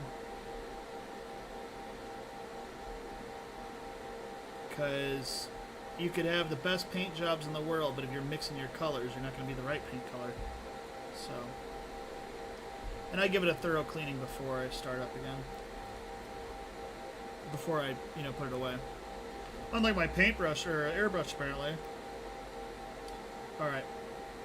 That's good enough for now.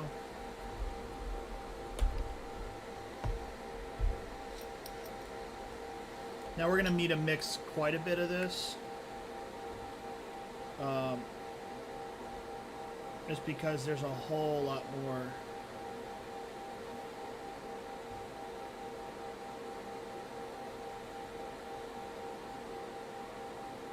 Parts to be painted black.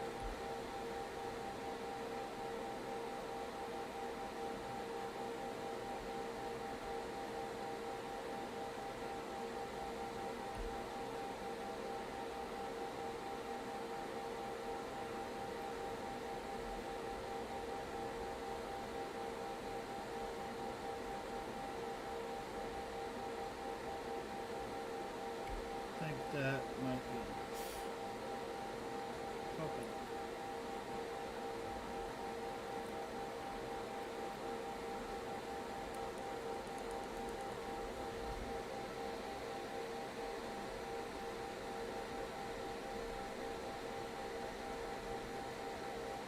Okay.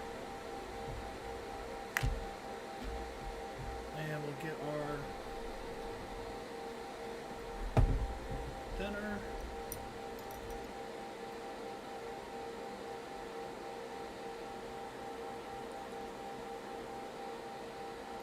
Since we mixed up so much, I'll do that. And I'm going to cap this black before I... Oh, that'd be me.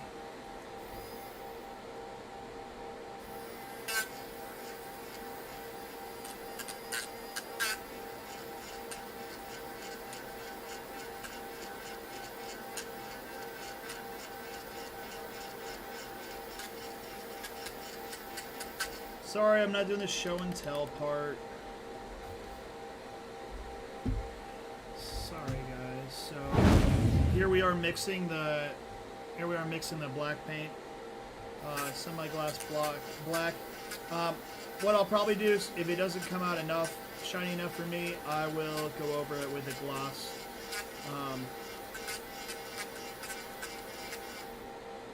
But I think it should be fine.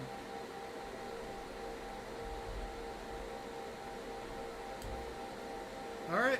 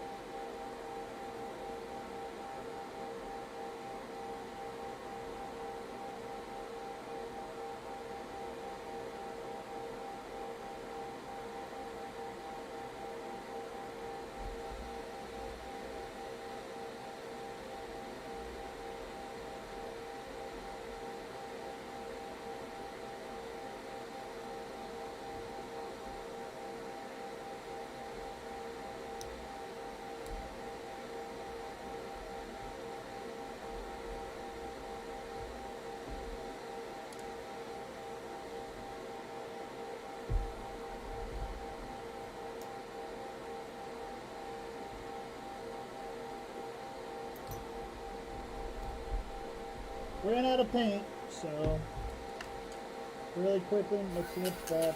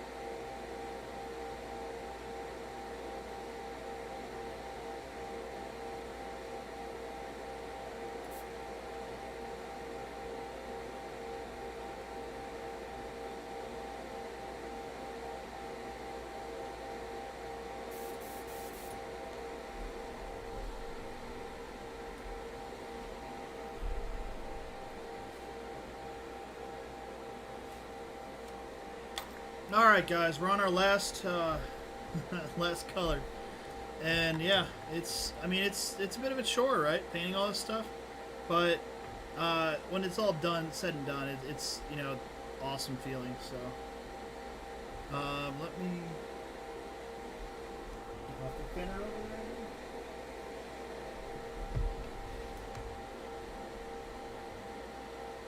I kind of want to clean this up a bit.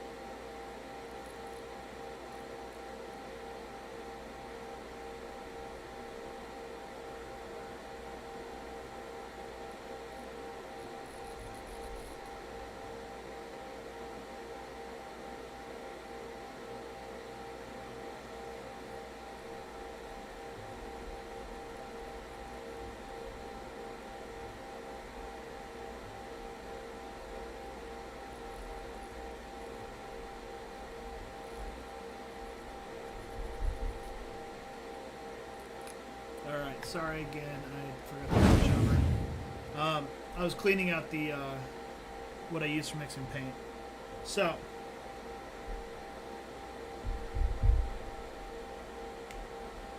cool. All right, on to our last big piece here. This is going to take a lot of paint, though. So, I do have another gun metal. So I'm going to use that instead of the Masters, just because, like I said, Masters has been defunct, bought out by Rust-Oleum, and they're not making it anymore. So I'm trying to keep that for jobs that I'm commissions and stuff that I'm really trying to take to the next level.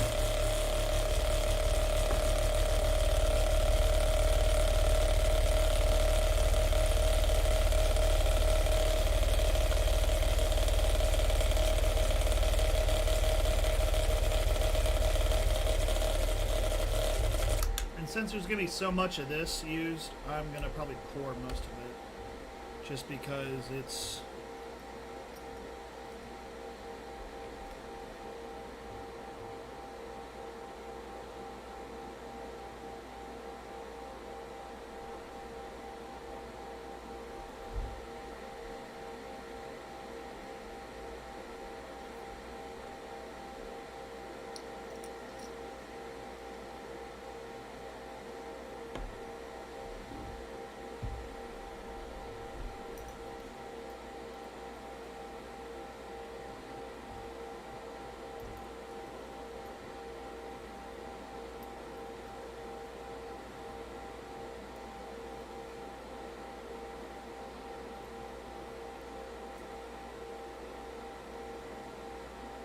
That ought to do her.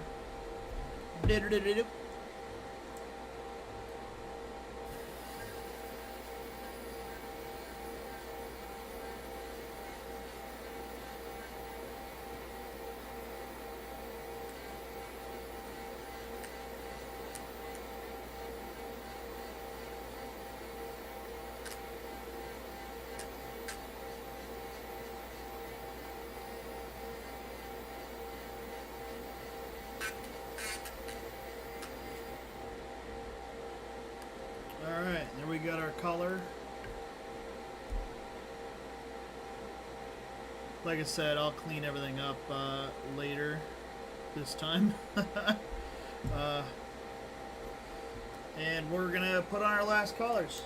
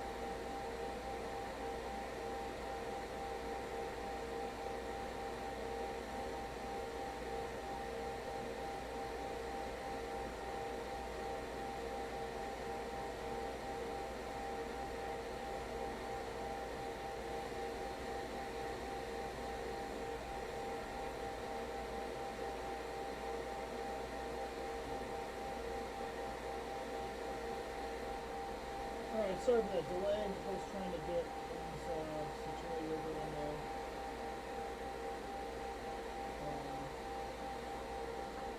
And the other one we're hanging up, but I'm going to move this in.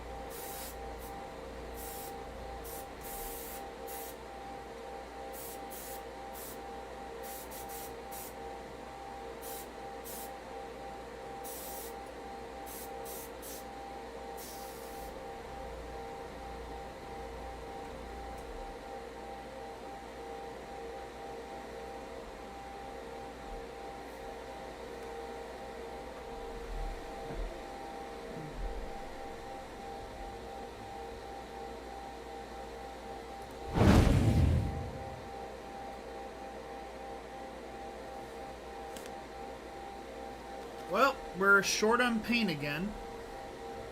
So we're going to have to mix up another batch. I don't know if there's anything left in here, really. I mean, I used like almost the whole bottle.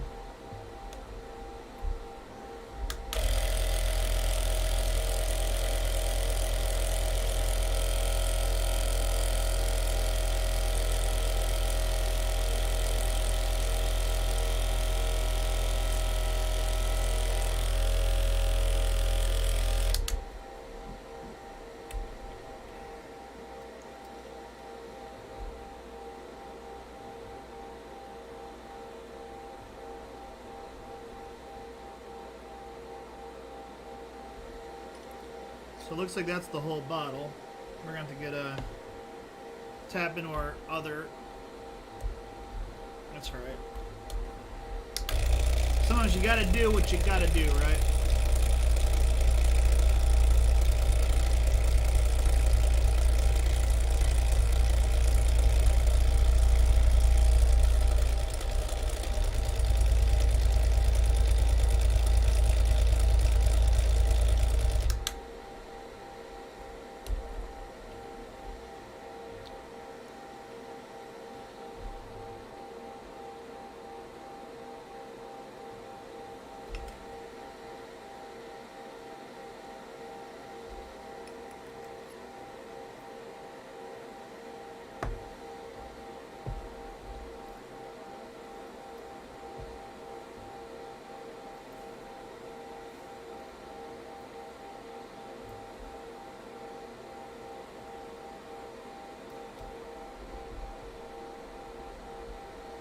Ow! That hurt.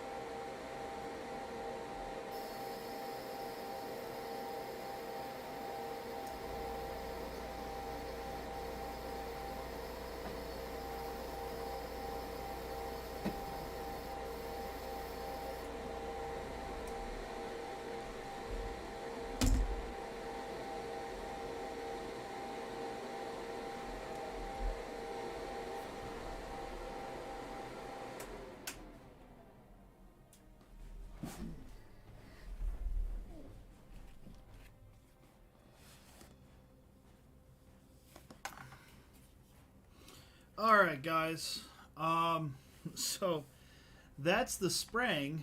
I told you we finished the handles. I'm gonna still do that. It's a long stream of 3 hours. I can figure out where the strap is on this thing. Come on. But hey, you know, I haven't streamed in a while, so you know, wanted to get back into it. And sometimes you gotta do what you gotta do, and that's what happens when you're making stuff. You know, this doesn't felt like 3 hours. So, and then you got to think too, I'm going to have to do my cleaning of the stuff afterwards. So, all right, so we're going to finish off these handles. I kind of do a trick with my handles, or painting any wood at all. Let me get a paint tray.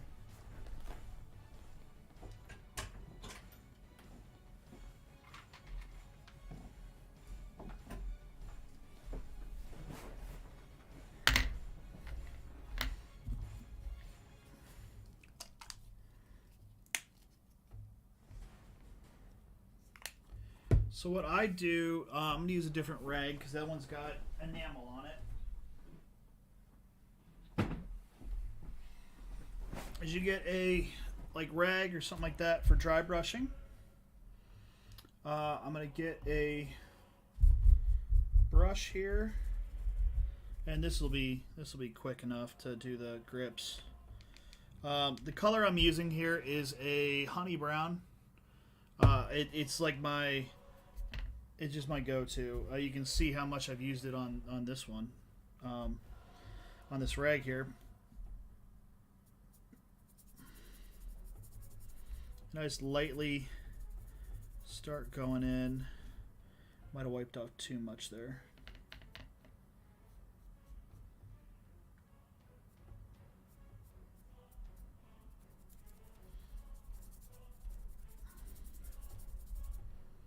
I start adding a little bit more lightness in there. Now I'm going lighter than you can always add, you can't take away. You know,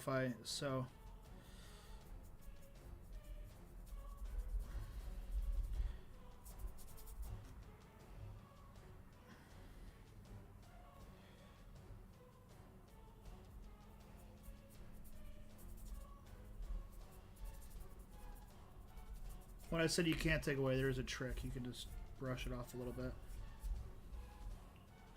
So giving it a little bit more of a wood look, and then I'm going to go in with a wash too later. But because the story, I mean, I'm trying to let, and I like to say this all the time, I'm trying to let my paintbrush tell my story. So brand new, this thing probably was this dark, you know, nice stain. But with the years of, you know, as a gunslinger, you're handling your gun a lot. So I want the handle to be very worn in. So there's that.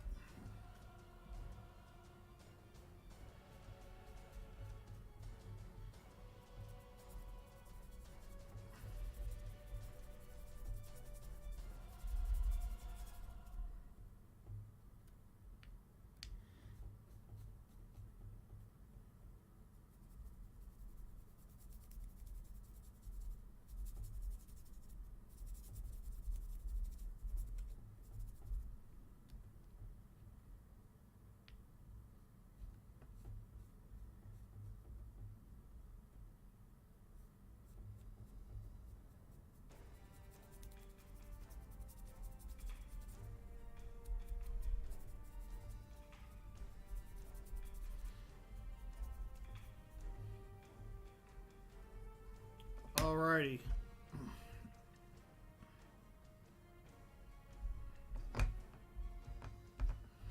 Now, what I want to do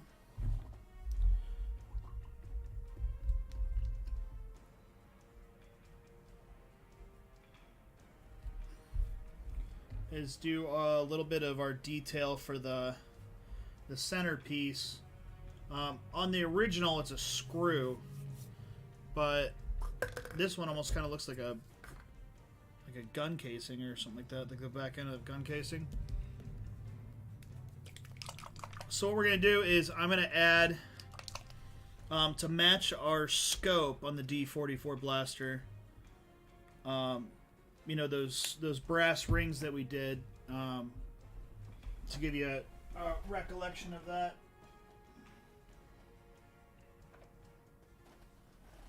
So on this, the brass rings that we did for the scopes, and painting them, I want to do something that'll kind of tie into the grip.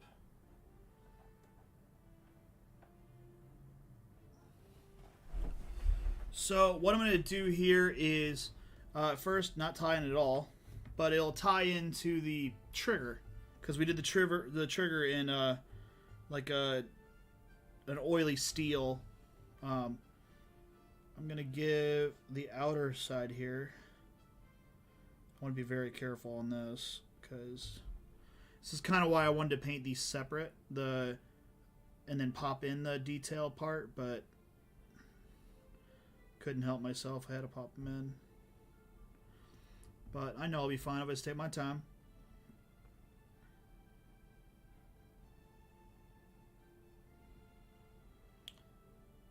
And just do that outer part. And I know the middle doesn't have anything. I'm missing a spot in the middle. That's okay. We're not leaving it like this. I got something planned for that little guy in the middle. Don't you worry about that little guy. We got something for him. Alright, so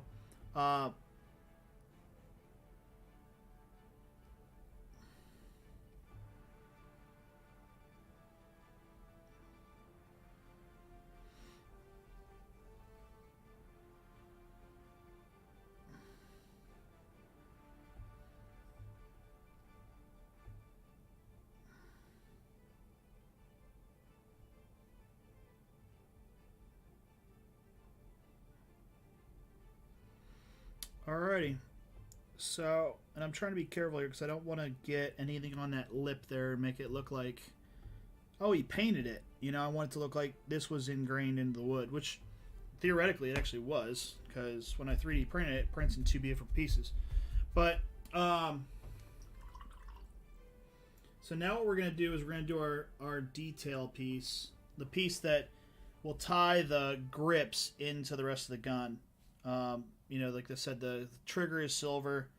The rings are that metallic. So what I'm gonna do is I'm gonna use a brass. Now I'm using acrylics on the grips, and again, to mention for the newer joiners of the stream, we're doing the D44 heavy blaster from Han Solo that he always carried. I'm doing a little bit of variation. I'm not trying to go super accurate on Han Solo's because this is, I'm thinking somewhere down the road, I'm going to do a set of Mandalorian armor, and I don't want to copy some other, you know, oh, this is what Mando wore, this is what Boba Fett wore. I want to do my own, and I like the idea of having a heavy blaster versus, you know, the Iron Man kind of crap. So, getting a fine tip on it. Don't eat paint, but you can lick your brushes. If it's acrylic, don't do that with enamels. You'll die. So what I'm going to do is to tie in the rings and like that, I'm going to do that center ring in a brass. And I'm just going to dab that in there because I don't want to... I really don't want to have to redo anything.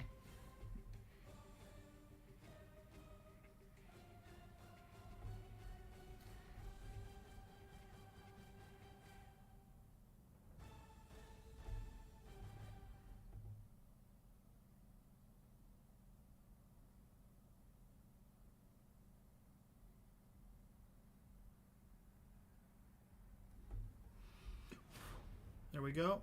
Now it's a little bit of detail that no one probably will ever notice, but I don't care. I'll notice. So, and like I said, I mean, the thing with painting is it's not, I want my grips to be brown. You gotta have color. You've got to have several colors, several layers. Just for these grips, we're doing 4. And once you understand, well, I can shade this, I can do that. Your paint jobs will be all the better for it, and it's not all about just painting too. So to do a reminder, I'll jump real quick to the Airbrush Booth we got in there right now. I'll flip the light on to help you guys out if I can find the switch. So there's the D44 blaster, at least some of the parts to it. We're doing those in a gunmetal, but it's almost like a blued. But when it's dried, so I'm gonna let it sit for a couple days because it is enamel and I want it to be nice and pretty and all that stuff. I plan on going over it a little bit with some rub and buff possibly, and sealing it in, or going on, the edges and hitting it with a little bit of steel, something like that. And it's just to give it the look of it's weathered, it's worn, it's dirty, it's messed up. These grips, I'm not going to leave them like this. After they're done painting, I'm going to let them sit for a while. Make sure the paint is all good. Clear them, and then I'm going to dirty the ever-living hell out of them with wash. So there you go. Oh, crap. Sorry, I didn't switch over back. So there you go. There's our grip. And this camera's probably a little better to show. It's not lit though. But you can see that center part with the brass. Simple enough, just a little piece of detail that kind of reminds me of a 45 casing. The back of it. And I like that, so.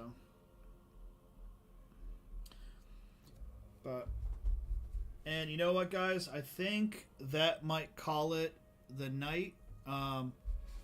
I know it was like a really long stream with 3 hours, but we got everything painted. Thank God. I didn't think I was gonna get through it. I literally thought I was gonna die. But yeah, so we got everything airbrushed. I don't know. I want to kind of do a video of the assembly. And be sure to check us out. Give us a follow, like, whatever. Thursdays we do like tool reviews and stuff. So like some people have asked me about the paint puck here that I've got for cleaning brushes and that kind of stuff. I've got a whole bunch new tools. I'll show you real quick. I've got here on the ledge here, I've got this cool, it's from Master Tools. Master Tools makes a bunch of hobbying equipment. I've got this cool vise that I might do a review on, talk about, hey, this is available. This is, I have this other vise that I use from Harbor Freight. I just picked up, and it's got really nice rubber covers so that what I can do is when I'm doing like an engine for a model car, I can put the engine after it's all cleaned up and stuff in here, and then I can like actually do the wiring to my, drill it out, do the wiring to the like spark plug wires, the distributor, and all that kind of stuff. And it's a steady platform I can work from, which I'm not trying to hold something like that. So yeah, it's all about the tools of the trade, and yeah, and I've made an absolute mess. This my desk is a trash heap right now. So yeah, I've got just all these modeling tools they were sitting here from from doing this project earlier. So yeah, we'll get back to it. Like I said, we're on Mondays at 8 o'clock. We're on, I believe, Thursdays. I have it for, I set it for 4, but since I work third shift, I haven't been waking up on time, so I'll try to get a set time for that. Let's call it like 6 o'clock for now, and I'll set that in the schedule because I do have to actually travel to work now. We're back at office, so yeah. So more to come on this. Like I said, we do tool reviews on Thursday, crafting and making on Mondays, and then try to fit in a little bit of games. Usually it's Fortnite on Saturdays, depending. Sometimes I had to go to Cleveland this week, but I think we got to play the day before or something like that. But yeah, a lot of fun. So again, give us a like, subscribe, join, whatever. Just trying to grow the channel and get things going. I have a lot of good fun things going on. We've got a hot rod we're gonna be making. We've got the Titanic 350 scale that I want to do it at a museum quality.